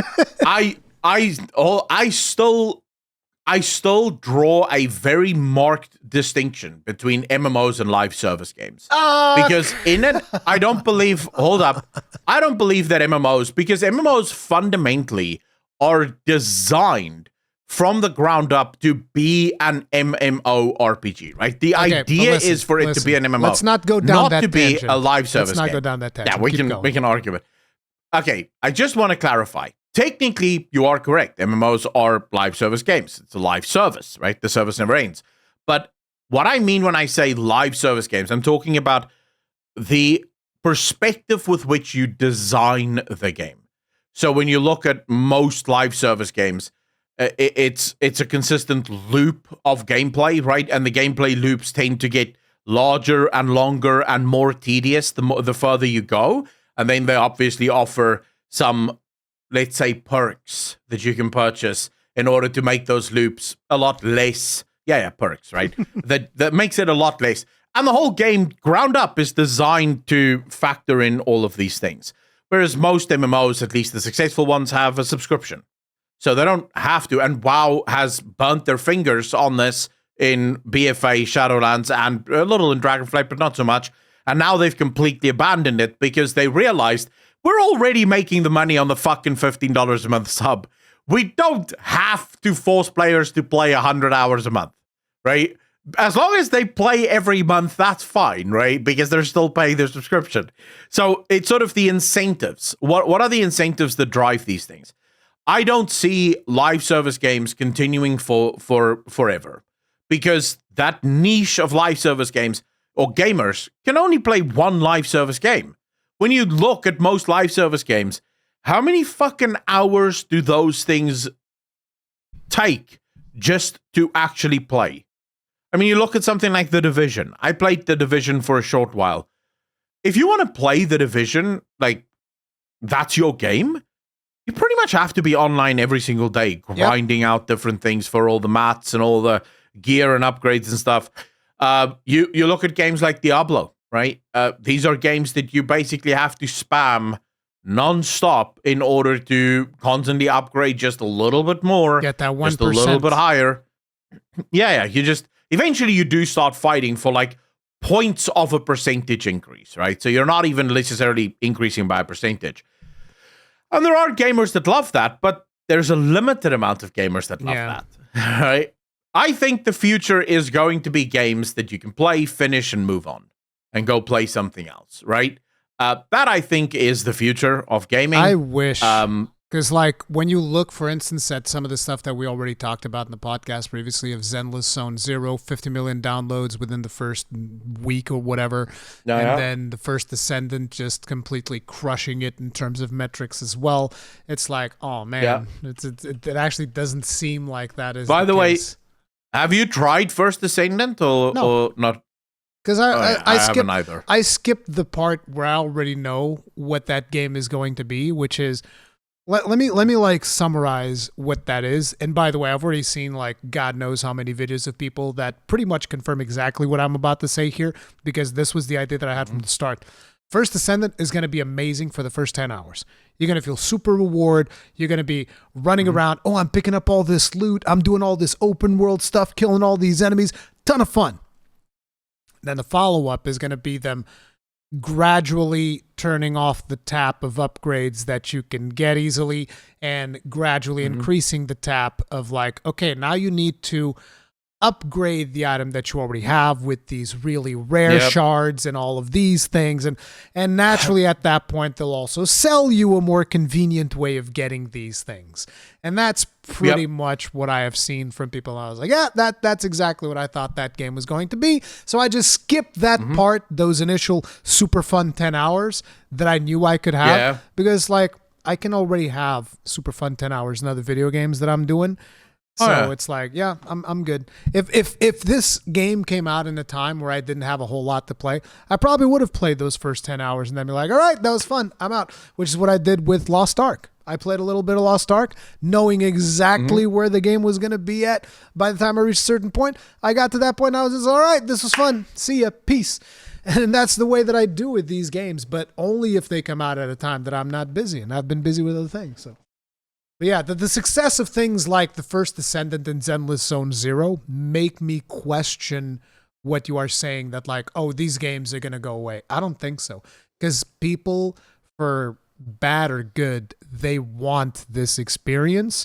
And they're going to jump in at every new game that comes out looking for the perfect experience. And this is exactly what companies want. They know that people are looking for this experience. And so that's why they keep releasing them, because they know that they can make back the development costs and get some profits while people are figuring out in those first 10 hours why they don't like the game. And that's exactly why they do it. Like, okay, here's another one. Like, why do you think that MiHoYo has released Genshin Impact, and then they released Honkai Star Rail, and now they released Zenless Zone Zero? You think these are going to be the only 3 gacha games that this company is releasing? No. You just wait. Shit names, a couple of years from now, they're going to announce another gacha game, and the reasoning is because they know people are going to burn out of Genshin Impact, and when they do, they're going to give Honkai Star Rail a shot, and then they're going to burn out on Honkai Star Rail, then they're going to give Zenless Zone Zero a shot, and then they're going to burn out of that, and they're going to give their next gacha game another shot. And here's the thing: if people are enjoying those starting hours of the game, I think that's fine. Because, hey, you're getting a game, you're enjoying it, even though it's gacha, and I'm not a huge fan of that. That is fine. That's perfectly fine. But that's why they're going to keep coming up with more and more of these live service games over and over and over. It's a content mill. While you were talking, I was just reminded of something. We have to do this. This is breaking news. Okay. The Video Game Voice Actors Guild, or actually just the Voice Actors Guild, SAG-AFTRA, and their 160,000 members are striking, specifically against the video game industry. And very specifically, they will refuse to work with Activision, EA, Take-Two, Blizzard, just a bunch of companies, pretty much all of the major AAA developers. They are striking. And the reason they're striking is over AI language. In the contracts that all of the new voice actors are now demanding from these studios, they want these studios to affirm that their voices will never be used in their AI language protocol and training. Because obviously they know, that they are going to get replaced. I want to make this clear to people. The most expensive part of video games, by a long shot, after motion capture and after just paying big movie stars to be in your game, is voice acting. Voice acting can run from very cheap, obviously you get very, very cheap voice actors, but then that usually shows, to fucking expensive. Like, you do get voice actors that will charge $10,000 an hour, and that's an hour in the booth. Now, if you know anything about how voice acting works, it tends to be one line, right, will be read 7 times. And then they'll move on to the next line. And that line will be read 7 times, and so on and so forth, so that they get the perfect line and the perfect delivery every single time. So it can run days that you're working with a single voice actor just to get the voice acting done. So you can do the math yourself. You can easily pay a couple of mil just for a voice actor, right? To get their voice into your video game. So they're going on strike because... I don't think it works like that. I don't think you can... I don't think it's millions for one voice actor. If you get the right voice actor, no, it will cost you a fuck ton of money. It's not always that expensive, just to be clear. Most of them aren't that, but there are a couple, especially when you can get like the A-listers, right? So if you want to get like an A-lister, you're going to pay money. I still don't think it's millions. I don't know how much it is, but from what I can tell, I don't think it's millions. I think you're exaggerating a little bit. No, we can run the gauntlet on this. You take how much it cost CD Projekt Red to make the expansion for Cyberpunk 2077 and also to fix all of the problems in Cyberpunk 2077, and it cost them $165 million. Now, some of that would have been actual game development, right, and fixing some of the development stuff, but I can guarantee you a very large part of that went into Idris Elba I don't agree. And Keanu Reeves getting into it. We can do. I've spoken to voice actors about this. There's one thing that we should differentiate, which is like, okay, when you're talking about Keanu Reeves and Idris Elba, these are very huge exceptions, and even which is why I said A-listers, right? I'm not sure if an Idris Elba performance on Cyberpunk would be millions. I mean, it might. When you're talking about, because when you were talking about voice actors, I was thinking about, Nolan North, Troy Baker, that type of stuff. No. I was like, okay, I don't think these guys are making millions. No. Your actual, remember, your actual, this is why I said A-list celebrities, right? Your actual voice actors are not going to charge that much. Yeah. They're not, because they bank on doing many, many projects, not just one. But to get someone like Keanu Reeves, someone like Idris Elba, the big guys, you're paying a fuck ton of money to get them, right? Okay. Because remember, when Idris Elba does a movie, he's doing that movie for 20 plus million, right? If he's going to do a video game, he's probably going to charge the exact same amount of money, if not more, in order to get that fucking that done. So it is very, very expensive to get proper great actors into your game. But even then, you look at normal voice acting, that can still run. And the only reason I remember this was there was a story last year of a voice actress who sued. I can't remember who she sued. It was one of the big companies because they ended up paying her absolutely peanuts. And there they said the average going rate for a voice actor is about anywhere from $1,000 to $4,000 per hour in the recording booth. And then, you know, they weren't even willing to pay her a fraction of that. I think they were offering her something like $400 an hour or some shit. And then they didn't even want to pay her. But this was a story last year. It was, fuck me. I'm almost certain it was one of these games that I don't play, but you probably have played before. We're already going on Gigatangent. SAG-AFTRA. Yeah. Anyways, yeah, so they're on strike now, and the main reason they're striking is these companies will not confirm that they won't use their voices in AI. Because obviously all of these actors now understand, with the advent of AI, voice acting is going to be one of those that go the way of the dodo bird. See, because eventually AI is going to become good enough. I don't agree that voice acting should go the way of the dodo. It might, because a lot of these companies don't give a fuck about actual performances. They give a fuck about the bottom line. Mm-hmm. But I think that is a terrible outlook on things, and you can't just get...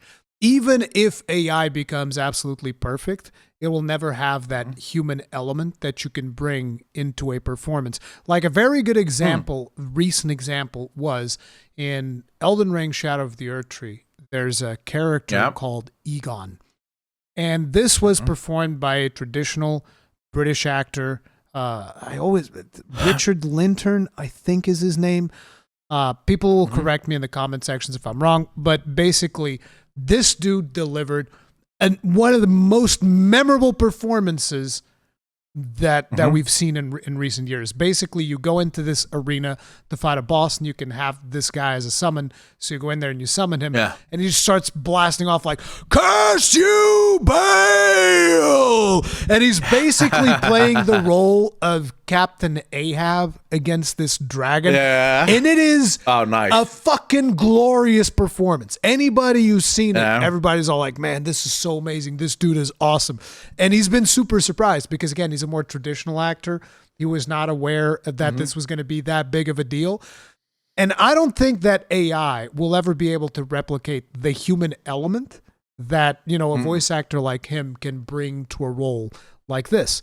And again, this is just an example that I'm bringing up. There's a million other examples that you can bring up of absolutely fantastic voice acting in a lot of video games.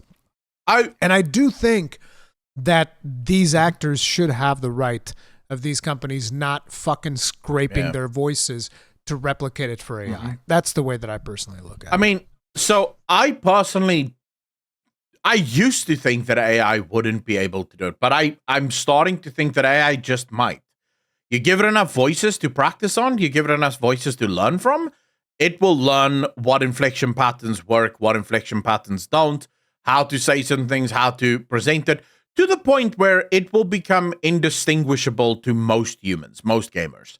There might be some gamers that pick up, wait, but this is somewhat awkward, but for the most part, it will do the job just fine.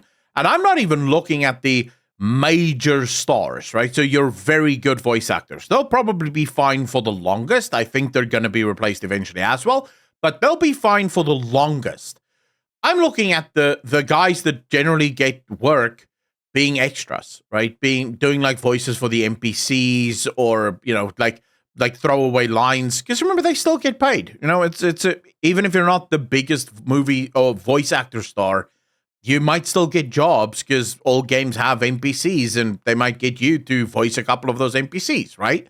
That's going to go away entirely because a single line or two just said by an NPC, "Hello, traveler, how can I help you?" AI should be able to fucking handle that, no problem.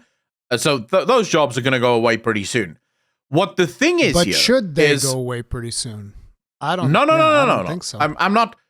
But they're going. Yeah. Whether we like it or not, they are going to go away because the movie these companies have no fucking scruples. They're like, no, fuck it, we don't care. We want money. Yeah. Remember, fuck them voice actors. We want the money. That's the way that they operate.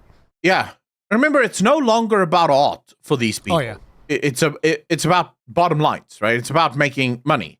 And again, wherever they can cut money, they're going to do it. Not all AAA publishers. No, obviously not.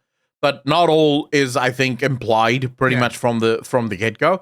But I do think, even knowing the fact that it is inevitable that AI will replace most voice actors, look, AI is going to replace almost all motion capture artists. It will just do that because you can, instead of having to get a motion cap artist in to do all of these weird things, you can literally just show the AI normal humans being normal humans, and it will basically figure out how movement works, and it will be able to replicate it, right? So most of the shit is going away in time. It shouldn't, but it will. Voice acting, the same thing. But we have to figure out ways of dealing with that, right? So if you are going to use an actor's voice in your AI learning, that actor should be paid for every single fucking voice that AI creates from that moment forward. And royalties? It doesn't have to be a lot of money, right? Yeah, they have to be paid royalties for every single voice that AI creates, so that these actors can then just build up some kind of repertoire and get some money out of this. But that's why they're on strike right now. They're very angry at the current thing. But I have even bigger news. Now, this is also a bombshell that dropped yesterday that I completely forgot about, but it's in the realm of AI, so we'll talk about it anyways. Apparently, now this is not 100% confirmed, but it's basically confirmed. So let's say 90% confirmed. One of the newest packs that you can buy in Call of Duty is almost entirely AI generated. Like the goods inside the pack is generated by AI. There we go. There we go, bro. People thought Bobby Kotick was bad. Wait till you get a taste of Phil Spencer, baby. Let's fucking go. Yeah, boys. Hells yeah. Crank that AI knob, baby. Look at this. The game just printed how many million for me putting in a fucking input on an AI chatbot? This is fantastic. Mm-hmm. Fucking great. But you see, the thing that bothers me about this is we were told that the AI is simply going to do the heavy lifting on brain dead stuff, like doodads and world, that's elements and that's stuff. Because that's exactly what a lot of these, things are that they put into season passes. That's exactly the value that they give it. It's brain dead stuff. They don't give a fuck about this. They're like, we don't care. We just want more money. Mm-hmm. But you do recognize the dangers of this, right? Of course I do. You are paying for a premium. And but I'll tell you what, Echelon, you know what? Yeah? You know what I think about it? You get what you fucking deserve. You ate the slop. Now keep on eating it, motherfuckers. You get what you deserve. I agree with you. That's what I have to say. You all supported these fucking battle passes, so fucking take it. I don't care. Fuck them. I absolutely agree with you, but I will just say, the thing here is we used to justify cash shop purchases as you have to pay for the amount of time that went into developing this thing. And true to form, most often the things that were sold on cash shops were just higher quality, higher fidelity, better animations. You could see that there was a lot of work that went into the development of this specific thing, right? And that's why you paid for it. To now know that you are actually paying for stuff that AI slop isn't that, right? The AI just pisses this shit out. And remember, guys, no human can compete with what an AI can do. You think it takes hours or maybe even weeks for a human to design a new skin for a character? The AI can do 200 skins for that character in a day, right? And it's going to get even faster. So cash shops are about to level the fuck up, boys. I mean, it used to be major cash shop additions would happen once every 4 or 5 months. you would get like a new package that drops, and it's just get ready, boys. It's going to be fucking weekly. This week, it's the Crimson Tide fucking package where everything turns crimson. Next week, it's the Void Deep Blue Purple fucking package. And it just all looks insane because AI aren't bad with this shit. It can actually design some insane stuff. The problem is you're paying for something that cost them no money to make. The AI just did it. Actually, right? I think that often AI is very bad at doing a lot of these things, which is probably why people picked up on it. It's not even about it being now or being in the future. The biggest problem with the AI stuff is that it doesn't really have a soul. And I say this as someone who's actually used AI. I've tried using AI with a lot of things because, sometimes, for instance, I need a thumbnail for a video game, but that video game hasn't come out yet. There's no footage of it. We just know, we have like maybe one shot of a logo or something like that to go off of. And I'm like, okay, let me try using an AI image to put on a thumbnail or whatever. And then I grabbed the AI image and I was like, this thing just looks like ass. And no matter how many prompts I put on it, it still looks like ass. And the AI keeps fucking it up too. Because I'll be like, okay, give me like a character with a fucking leather trench coat and, either a greatsword or something like that. And all of a sudden, the greatsword, for some reason, is a glaive instead of a greatsword. It's like, motherfucker, like, that's a glaive. Do you know what a glaive is? And then I'll do the input again, and now it's a dagger. And it's like, what the fuck are you doing? It's like, keeps fucking it up. But not even just that. I suck at writing. It takes me way too long at writing if I want to do like a scripted thing or whatever. So at one point I was thinking, what if I tried training ChatGPT to write like I would? So I fed it like 3 or 4 of my reviews and opinion pieces that happened to be scripted. And I was like, okay, now write something as if I was writing it like this. And my intention was like, okay, it's going to give me at least the basic stuff. I'll read through it, change a couple of things, give it a more personal touch would be great. It's like, no, it's fucking terrible, bro. It was going like, hello, everybody. How's everybody doing? They all fucking happy-go-lucky. And it's like, that's not how I write at all. You're a fucking moron.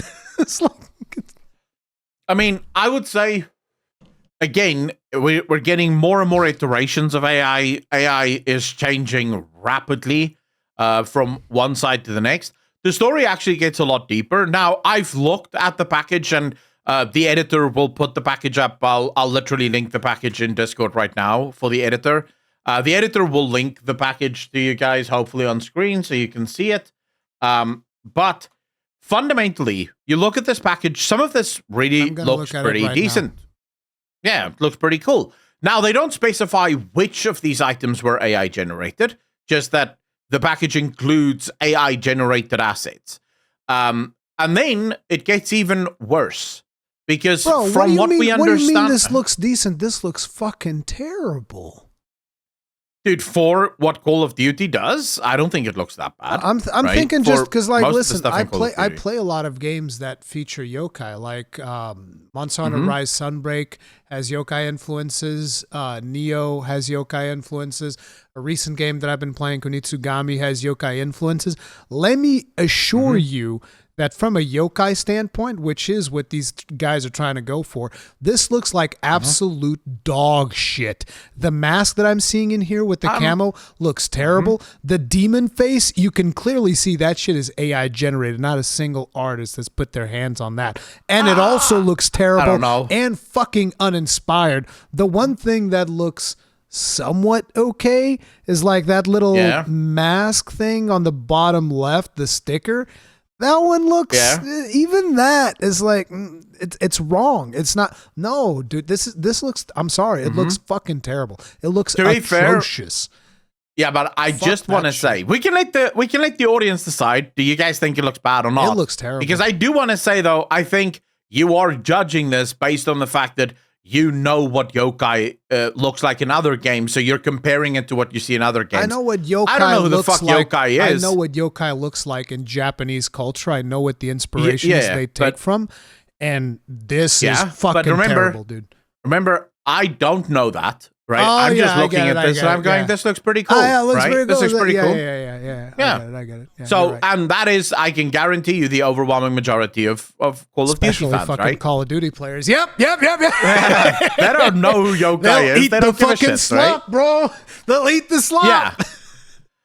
Now, what makes this even worse is when you realize that part of the 1,900 developers that were fired by Microsoft, of course, they call it layoff, but let's be real, were 2D artists and 3D artists. The very people that would be replaced by AI. Bring in the AI, baby. It's time for AI. I can't believe they generated a whole fucking pack. That's impressive. Again, this is reportedly, this is being reported by IGN, reportedly sold an AI-generated Call of Duty. I'll tell you what, maybe I'm biased at this point because it's being implied that it is AI, but as someone who's generated a whole bunch of AI imagery for research and curiosity, the fucking the demon face mask that's at the bottom, that one is, if it's not AI-generated, holy fuck. It definitely looks like AI. Shit. But I will tell you this. I've been playing around with this just to see if it works.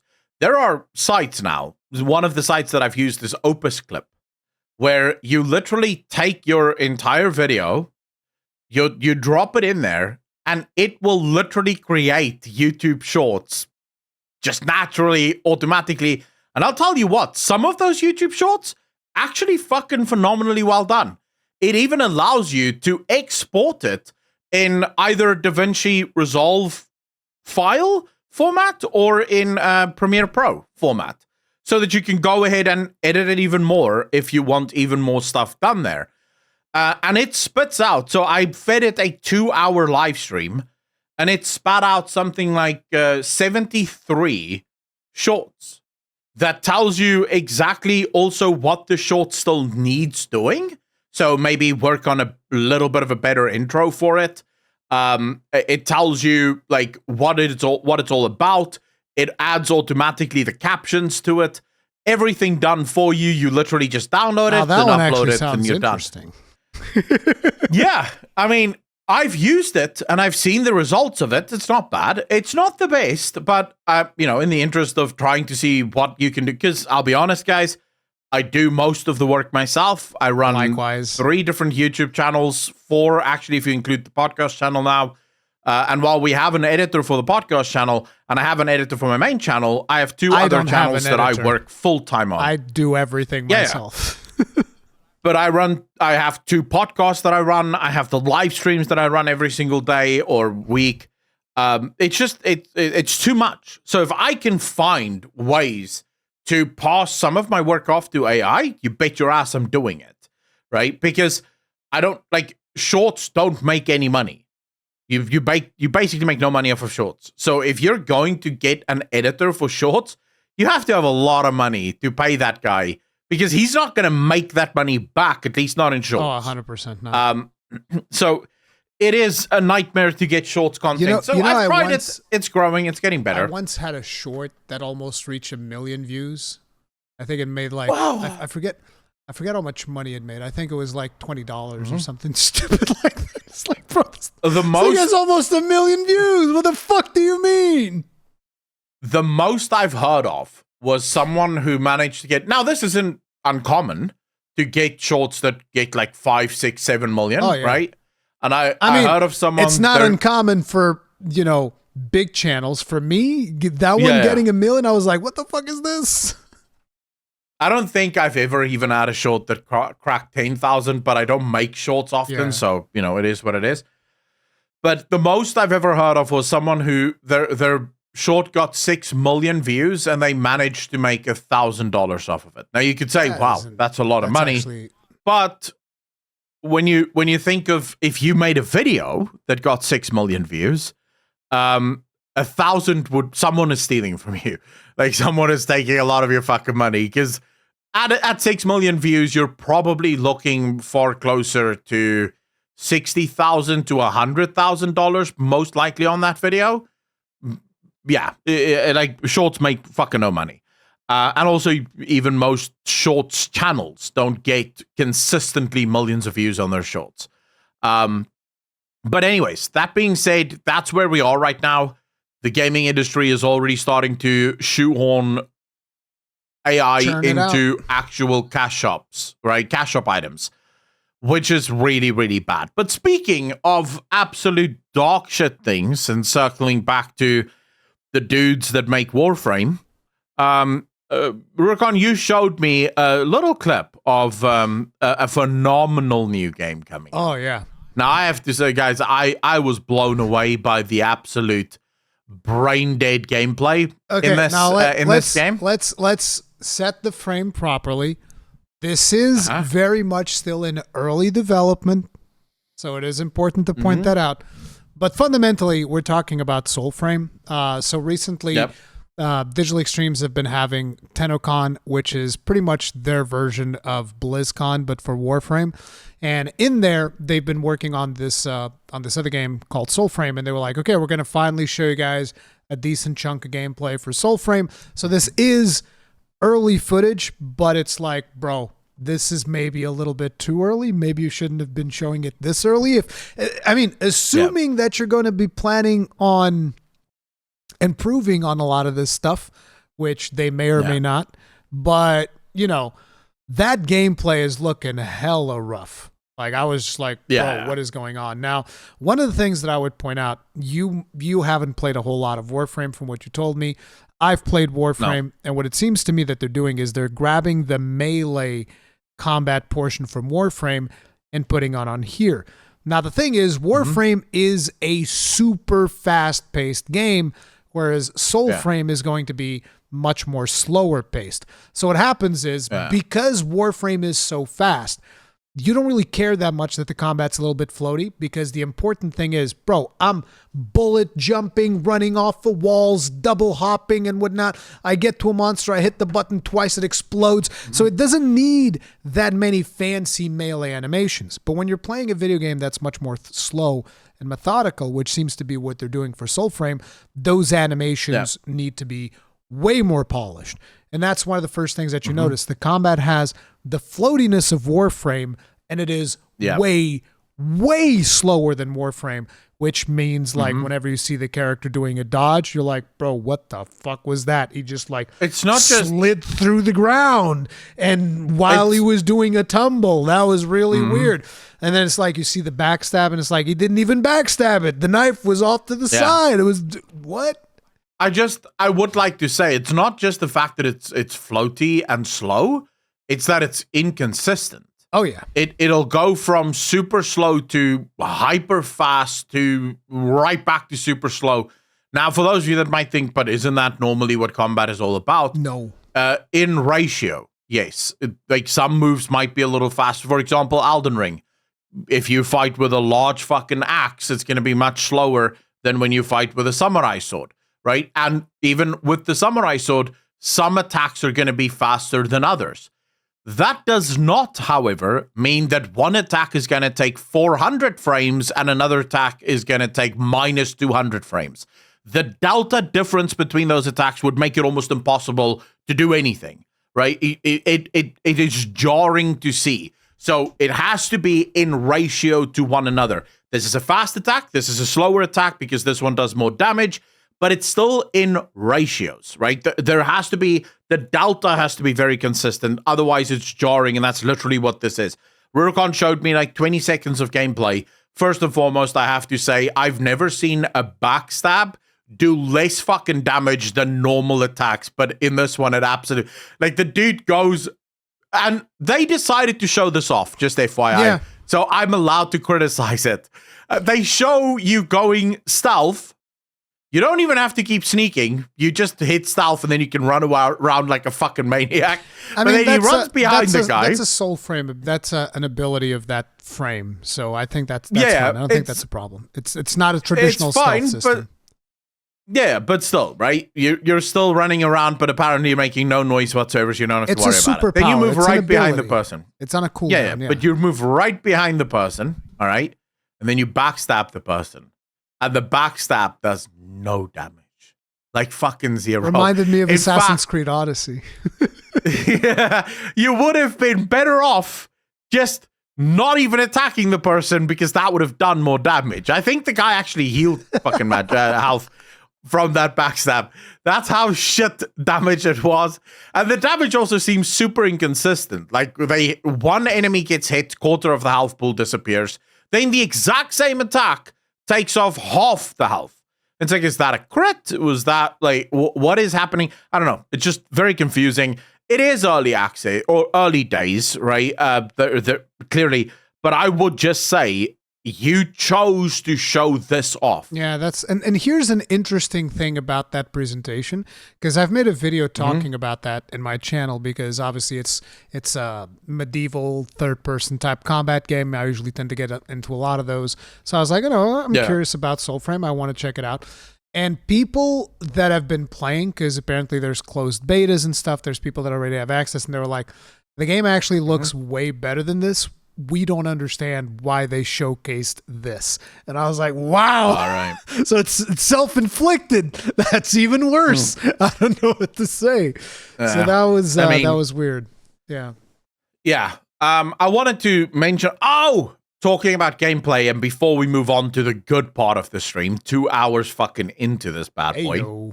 But just one final little thing from our friends over at Ubisoft.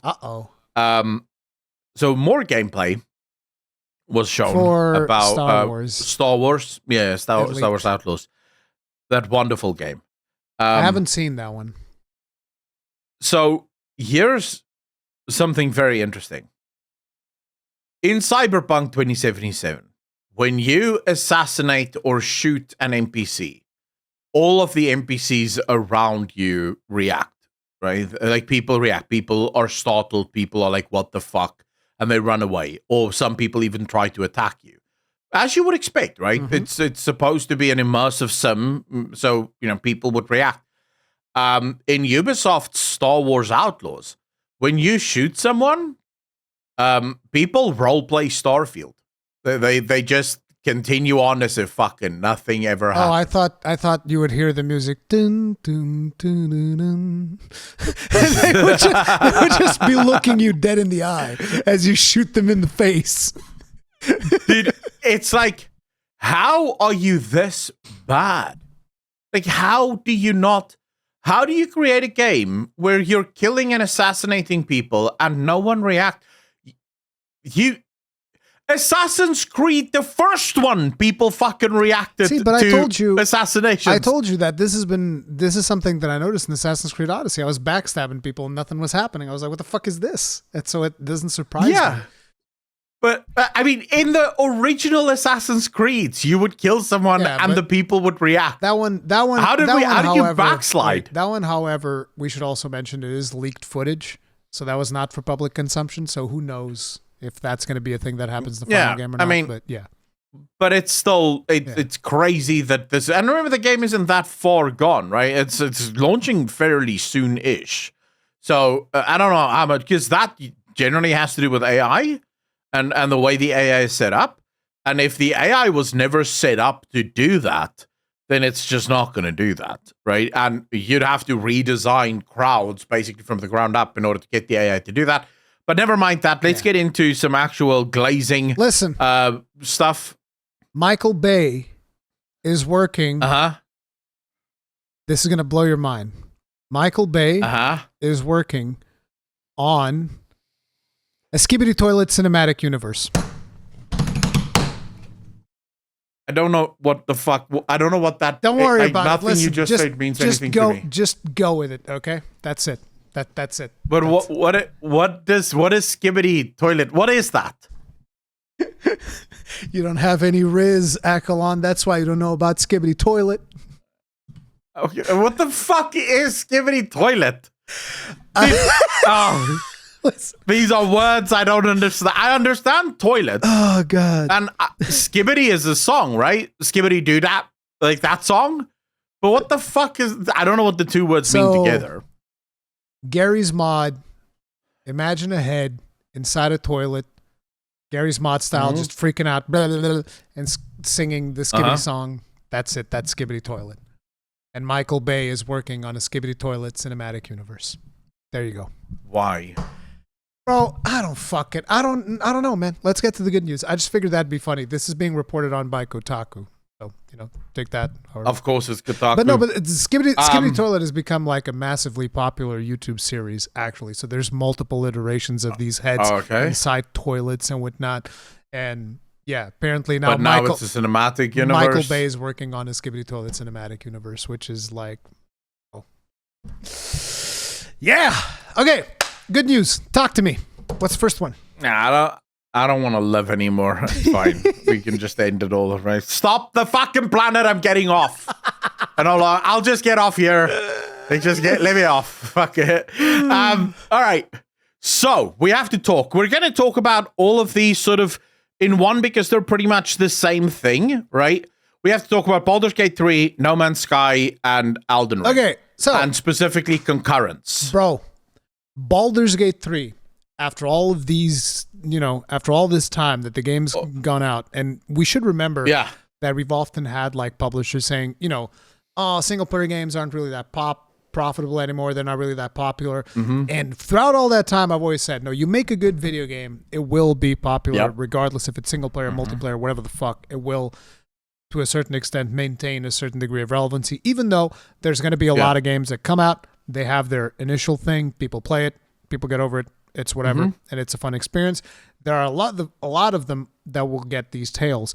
And Baldur's Gate 3, the 24-hour peak as of this Friday, 26th of July, 82,000 concurrents, brother.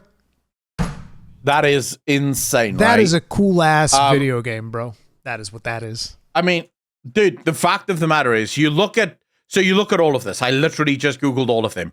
Currently, Elden Ring, 100,000 people playing it at this very moment. Right now. I was told the game is too difficult and no one wants to play. The game is too right? No, listen, there are people who are saying that From Software is washed out because of the way in which they did this DLC. 100,000. Yeah, but 100,000 concurrent players, dude, that's like nothing. Fuck and it. This, and this, by the way, dead company. This is off peak hours because this is like super early in the morning. Yeah, so, yeah. Their 24-hour peak was 170,000 concurrent players. Insane. Dead game, by the way. Absolute dead game. Yeah. I can't wait to see what the new company is going to be when From Software goes bankrupt because of these numbers. Fuck me. Holy shit. Baldur's Gate, 82,000 24-hour peak. No Man's Sky, 44,000. So you were telling me that you've been playing No hours. Man's Sky recently? Yep. How do you like it? Started playing it. I'm lost as fuck. I don't know what I'm doing. Like, there was some kind of story that was telling me to go there and go there and go there. And now it just seems like it stopped. Like, nothing's telling me where to go anywhere.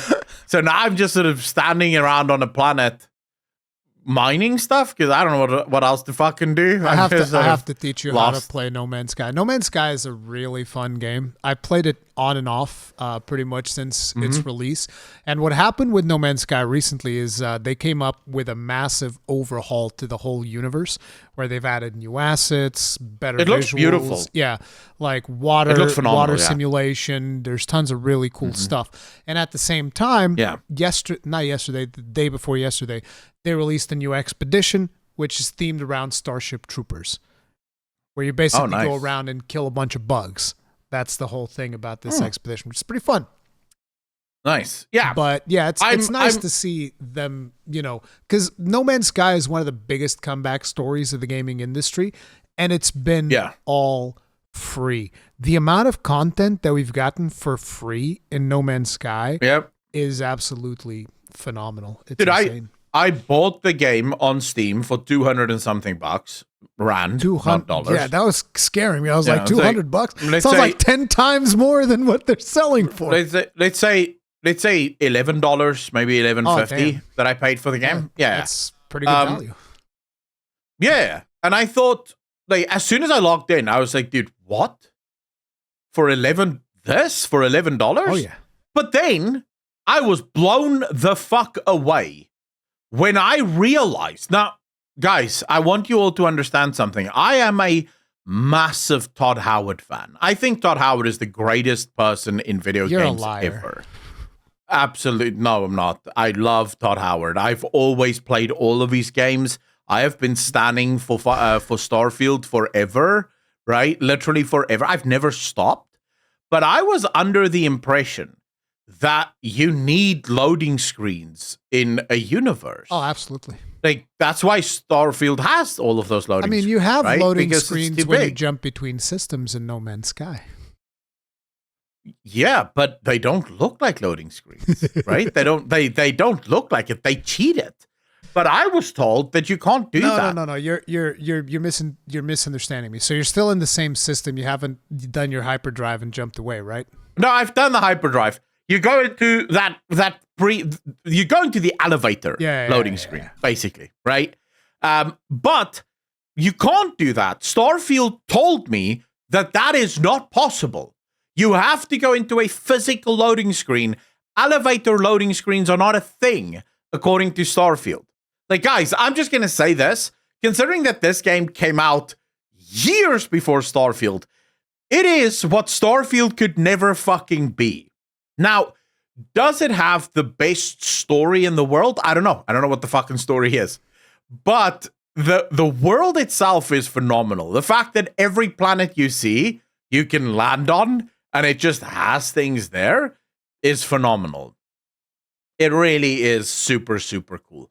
I'm still trying to figure out what the fuck's going on. One of the things that I've been doing, but one of the things I've been keeping myself busy with is connecting knowledge stones.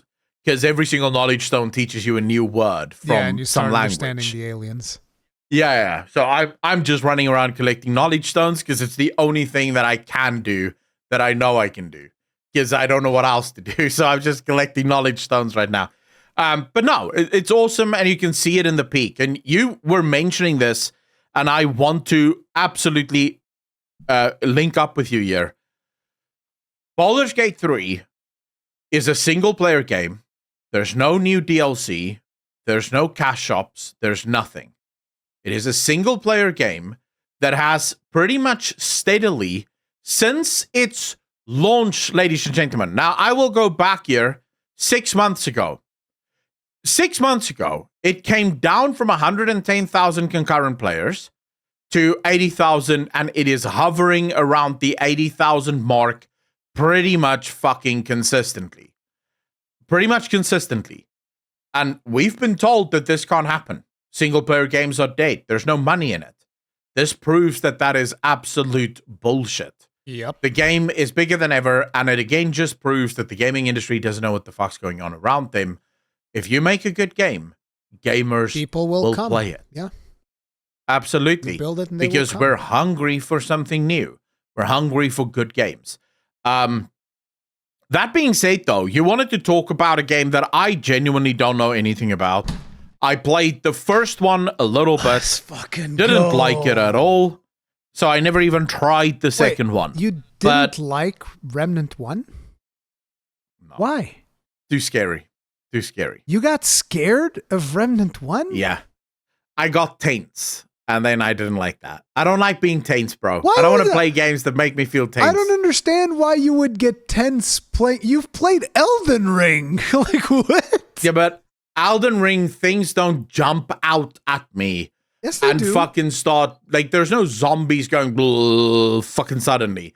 But there were even points in Elden Ring that I was like, I don't like this. I don't even remember that happening in Remnant 1. When did this happen? No, it has tense feelings towards it, and I hate feeling tensed. I want to relax when I play games. I don't understand. This is so weird to me. No, but listen, Remnant 2 is an absolutely phenomenal game. It is a super underrated game. It is my personal game of the year for 2023. Wow. That is how fucking good it is, okay? That game is amazing, and it's gotten almost no recognition at all from mainstream media. Like, you're constantly, seeing people talk about other games and whatnot, and I very rarely see people talk about Remnant 2, and it annoys the crap out of me. Listen, in case you don't know, this is like a Souls game with guns. That's kind of like the setup. It's one of the few games that managed to nail that vibe, because we've had other games that have tried doing Souls games with guns and they don't really work. But this one kind of nails that, because every piece of loot that you pick up in Remnant 2 is a meaningful piece of loot. It is like build defining. So you'll pick up a ring. That can be built a build-defining item. You pick up a weapon that is going to have a certain fire rate, that is going to have certain attributes that are going to feel good or bad for you, that are going to adjust or not to your playstyle, but every single item is unique. There's no randomized bullshit in there when it comes to the loot. Every piece of item is like, okay, here's this gun, here's what it does, and you can modify it with a couple of modifiers that you find. But basically, you make your own build around that with all the items the game gives you, and it's fantastic. Now, the thing that is procedurally generated are the levels themselves. Yeah. So the really cool thing about Remnant 2, you know how you like to replay games from time to time? Yeah. Remnant 2 is a game that is designed to be replayed. So you start the game, and there's 3 worlds. And every world, this is just in the base game without counting DLC, because DLC adds more variations to it. But every world has like 2 different main quest lines that you go through. Okay. So on your first playthrough, you're going to get 1 quest line for each of the worlds. And then in subsequent playthroughs, you might get a different quest line. And then on top of the different quest lines, you also have different dungeons that can spawn. And each dungeon is going to have static loot. So you're going to know what things, I mean, after you've done this a couple of times, you're going to know, okay, I already know what is in this dungeon. I know what is in the other one, because it's always the same kind of stuff. But the really cool thing is basically you can play the game, and then you can replay it. The whole idea is by the time you finish your first run of this game, you will have seen about 20% of the game. Without counting the DLC, because then you add the DLC, and each of these DLCs basically adds an additional storyline into each of the 3 worlds that I was talking about. So the first DLC added the storyline into the Loathsome world. The second DLC added the storyline into the Asia world. So now these 2 worlds have 3 storylines that can roll whenever you are re-rolling the world to do another run. Wow. And now the third DLC is going to add another storyline to another one of the worlds, which is the world of Neyrud, which is really cool.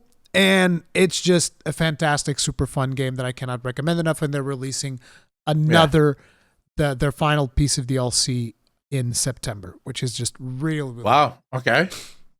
All right.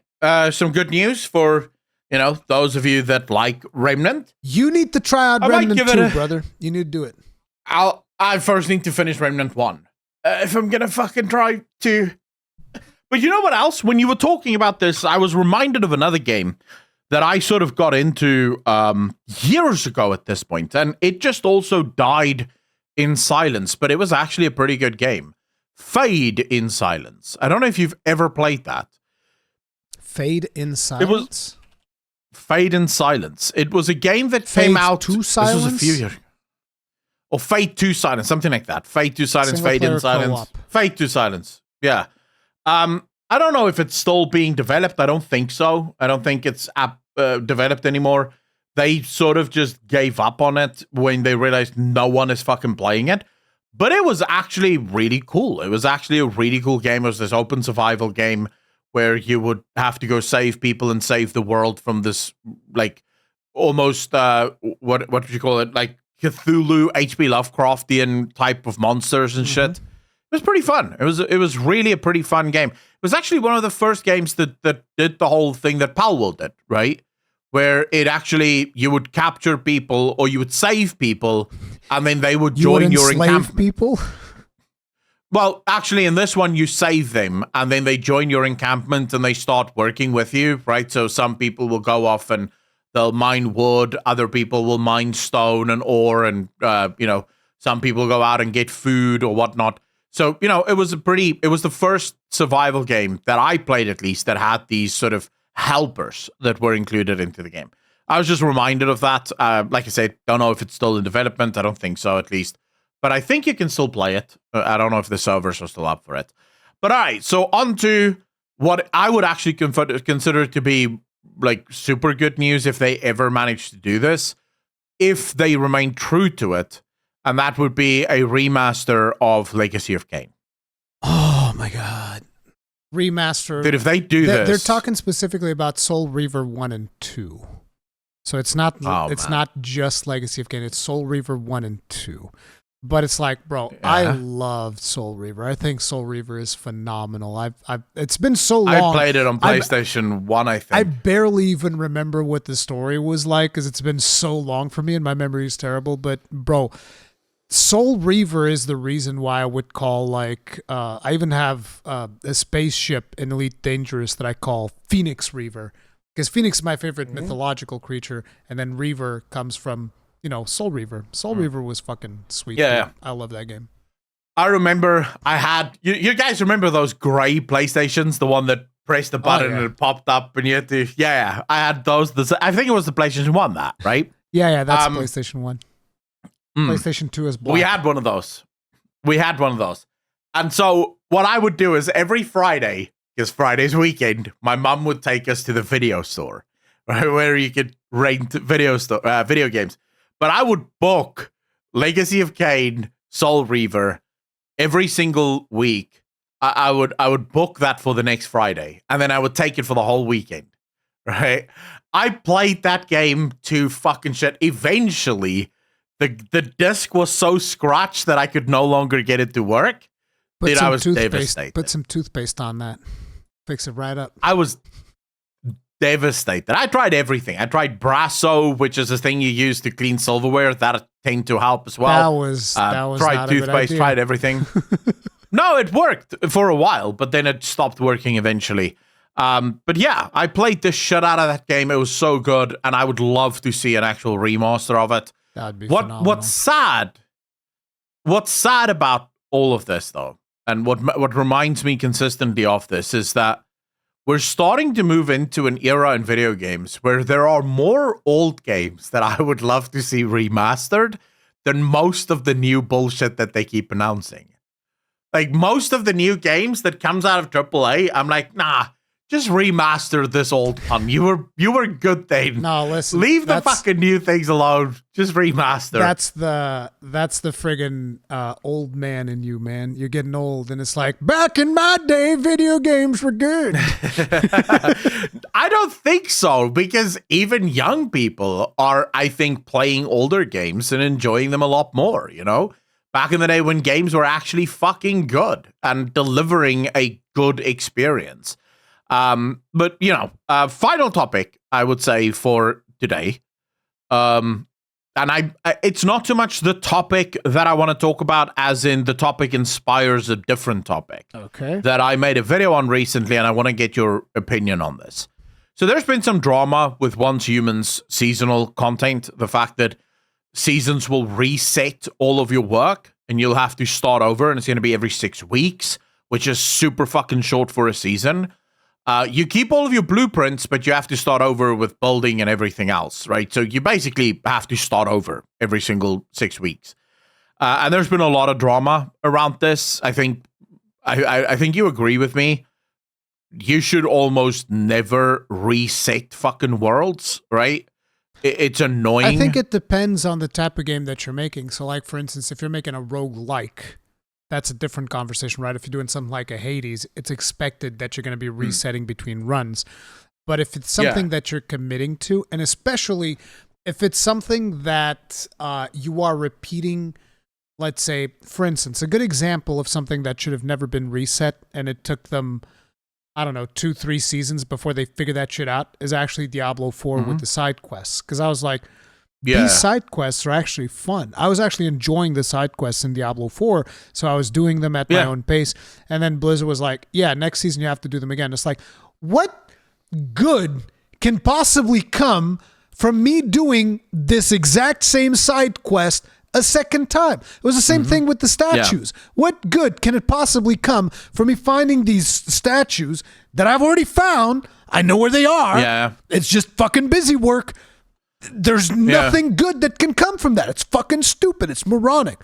And that is the point where I'm at. Like, I don't know if that's how it works in Once Human, because I'm not really playing Once Human. It's not something that's super interesting to me. But what I've noticed is I saw a video from Carnage where he was saying like, well, I just spent 50 hours doing all of these things to, complete my maps or whatever and doing all this. And I understand that because like, one of the only reasons I even do side quests in say Final Fantasy 14 is because the map is clear.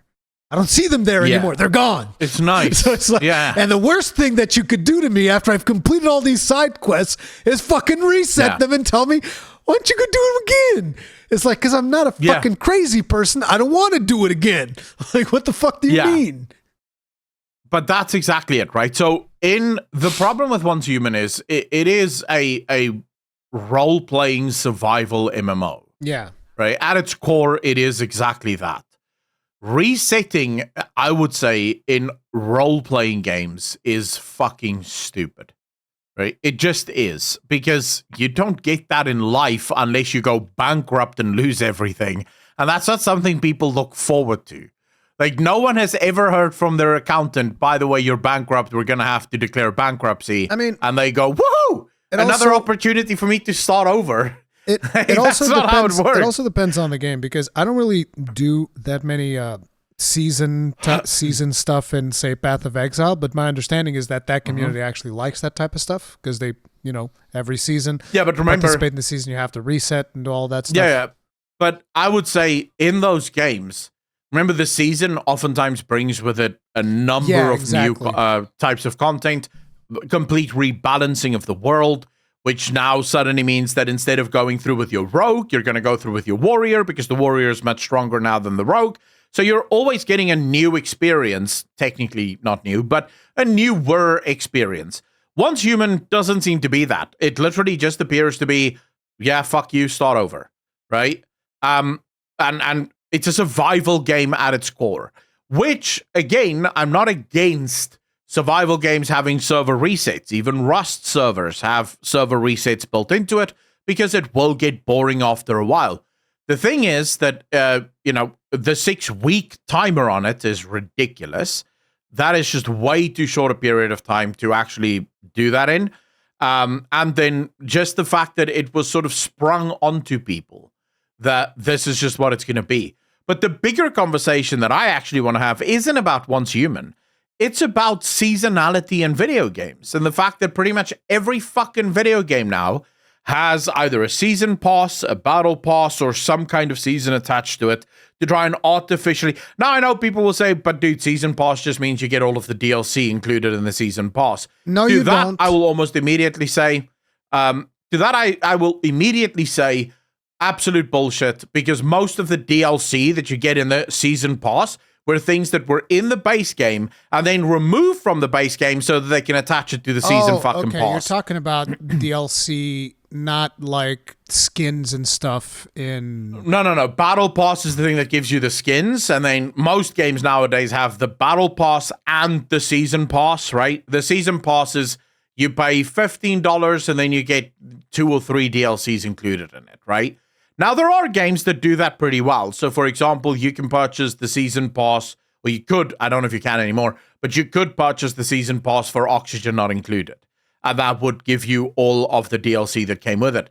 The thing with the DLC for Oxygen Not Included is pretty much it took a year plus for a DLC to come out. And when that new DLC came out, it was fucking huge, right? It was like, it changed the whole game. In that DLC, you could still purchase it separately, but the season pass was just, you get everything included, and it's a nice way for them to get all of that money up front. The problem for me is that most modern day games today launch with a season pass. It's like, bro, I'm buying the game now. Maybe give me some fucking time to enjoy the game. If you think about it in terms of like what Ubisoft does. That is the frustrating one. 100% the frustrating style, which is like, okay, we're going to take away this mission, and this one you get it if you buy Deluxe. We're also going to take away this mission, and this one you get it if you buy the version above Deluxe. That is the frustrating one. Now, if you're somebody like, for instance, a case in where I will defend this is Remnant 2, we were talking about it. The way that they did it is like, look, we're going to sell you the ultimate version of the game. I will say I was not happy about the 3 days of early access. because they did the early access thing, and I've spoken with one of their gameplay leads, very tragic, really cool guy. But I gave him shit when he was on the podcast for it. He's like, "Hey, look, that's not my department." but I was like, I gave him shit. It's like, listen, I don't like that. But what they've done is with the ultimate version, they said, okay, this includes the 3 DLCs that we're going to be releasing. But it's not like these are not DLCs that say, okay, the game came out and now you can play the DLC. No, it took them like, I don't even remember exactly how many months, but it was a bunch of months before they released the first DLC. And then the second DLC was released a little bit earlier this year. And now the third DLC is going to be released in September. So this is stuff that they've actually worked on. And here's another interesting thing. Whenever they do these DLCs, they add stuff to the base game that everybody gets as well. Yeah. So it's like, normal people, people that did not buy the DLC, they also get new things added into the peasants. The peasants. I get it. The poor people can't afford to buy. I get it. We get it, Burkon. No, it's fine. It's fine. You're discriminating against poor people. It's all good. But it's like there are games that do this well, and there's also a lot of games that do this very piss poor, which is the case of Ubisoft that take away shit that it's already developed and done. They take that away, and then they put it in the game at a later date, which is disgusting. I will put it to you this way, and this is the thing that annoys me. How can you launch your game with a season pass? Allow me to explain, guys. Ubisoft is selling Assassin's Creed plus Star Wars Outlaws. They're selling it, and if you buy the digital deluxe edition, you get a season pass included. They don't know if this game is going to fucking sell or even do well. I guarantee you that if this game bombs, there will be no DLC for this game. Ubisoft isn't going to continue to push content in a game that's dead. I think they have to do it though, because it's been part of their marketing, so they're like legally open for being sued if they don't do it. So I don't think it's that easy. The thing is, the amount of money that they'll have to pay out as a result of the people that were actually sued, because most people won't sue for this bullshit, right? And I'm pretty sure in their terms and conditions, it probably does include if DLC is included. But of course, no one reads terms and conditions, so who knows, right? But I will take a great example, Cyberpunk 2077.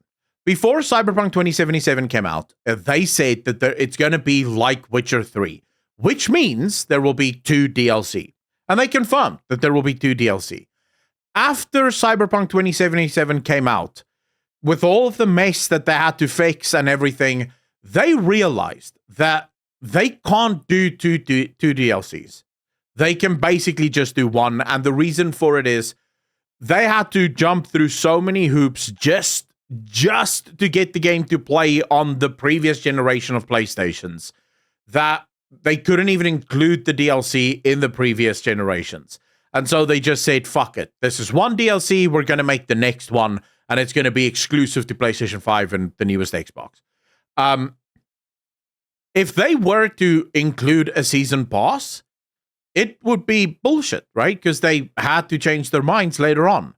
You don't know what you do not know, which to me suggests that you cannot, under any circumstances, include a season pass before your game has even fucking come out. Because you don't know what you don't know. Your game might not even do well enough to warrant a DLC. But now you've included a season pass. People pay for the season pass. So why? It is only because you want the extra money from people that you're selling this deal. And I don't think that's how it should be, right? I have no problem with you coming up with a season pass a month before the next DLC comes out, right? And you say, hey guys, you can either buy this DLC or buy this season pass that gives you the next 2 DLC, because we are planning on doing more DLC, because the game has already... So, for example, if Baldur's Gate 3 came out tomorrow and said, oh, by the way, we are doing a DLC, and we're going to do 3 extra DLCs, and here's the season pass for the 3 DLCs, I would buy that season pass. Because we already know the base game is successful, right? So, we know the DLC is probably going to be successful as well. It just feels like scumbaggery. The fact that games that have not even launched yet are already coming out with a season pass.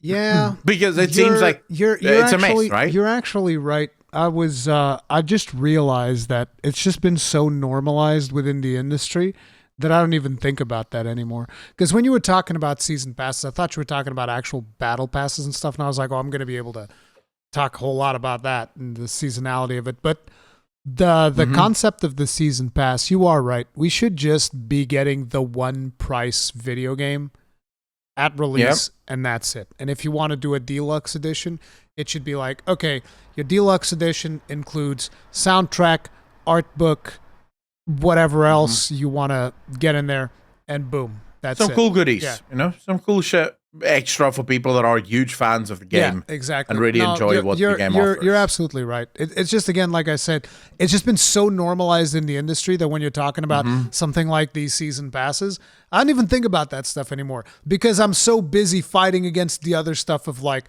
oh no, we have like 30 different editions of this video game when we're splicing off all of this content and selling it to you in different ways, and it's like, oh god. Yep.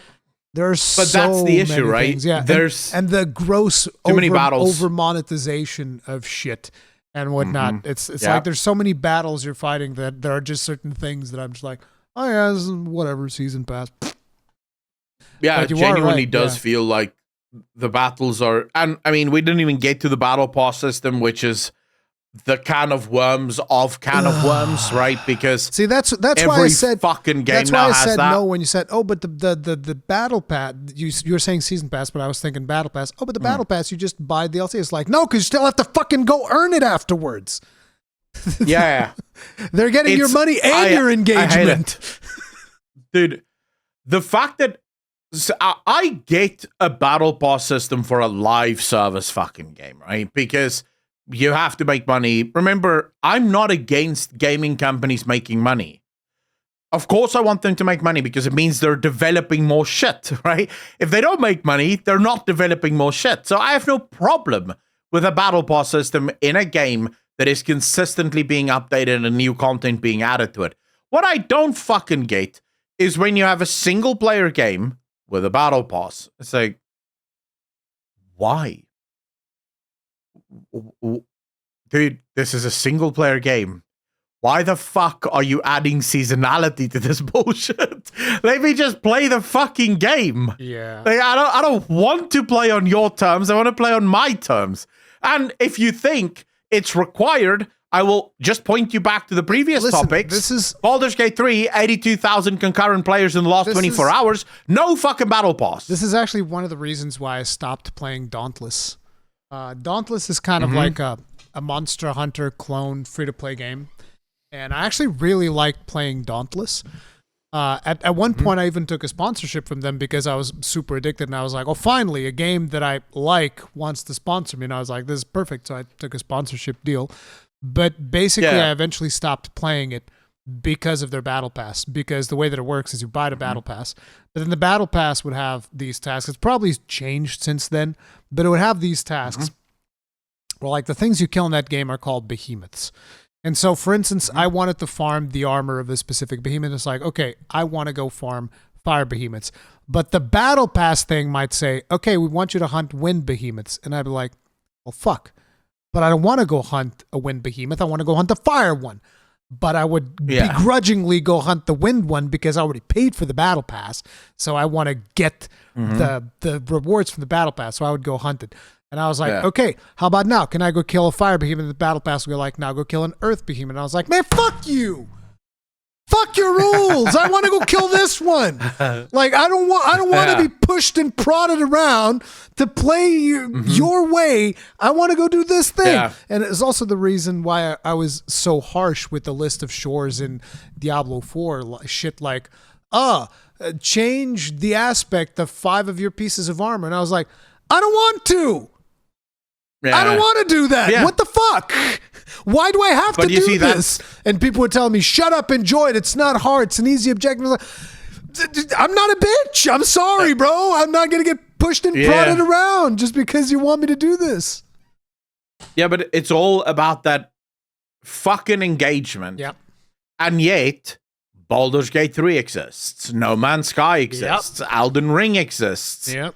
It is, if there is one thing that is clear to me, you can either make your game and try everything in your power to get engagement as high as possible, or you can just make a good game and gamers will just fucking engage with it because they're having fun, right? No one has ever had to drop a DLC for masturbation.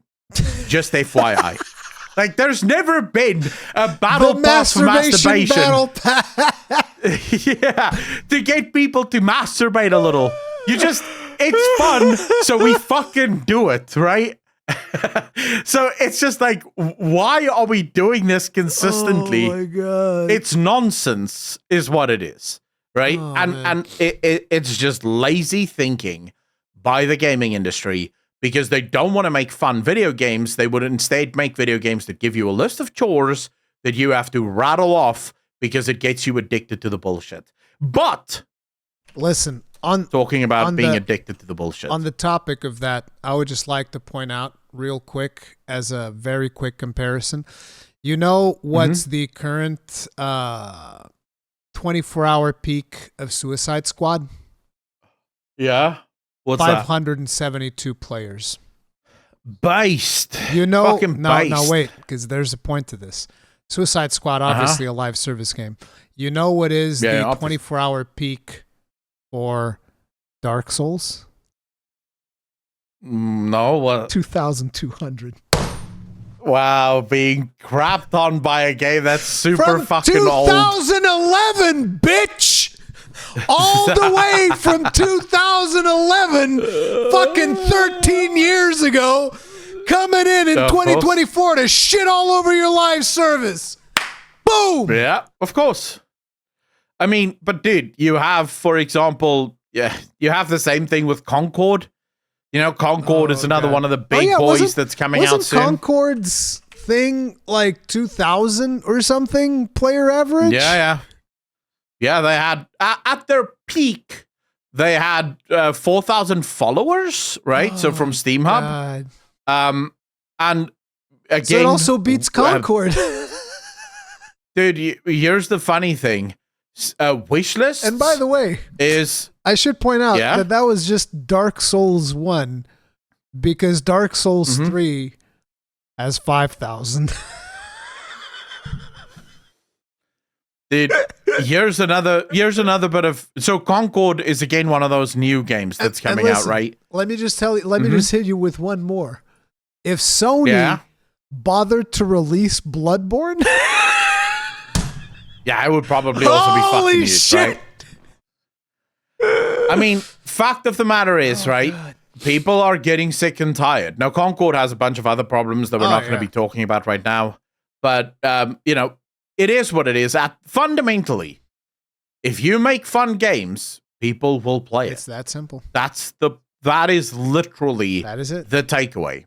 And that is the one thing that the gaming industry seemingly can't figure out. They're allergic. They just don't know.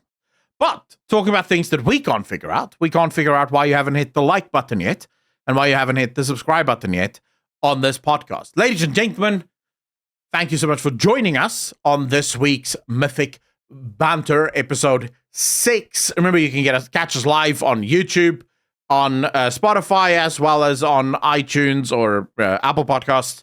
Wherever you get your podcasts ready, go check us out. Drop a follow, drop a like. We really appreciate you. From myself and from Rurikon, have a wonderful week. Be good to each other. Be kind to each other. And we will see all of you in the next one. Peace.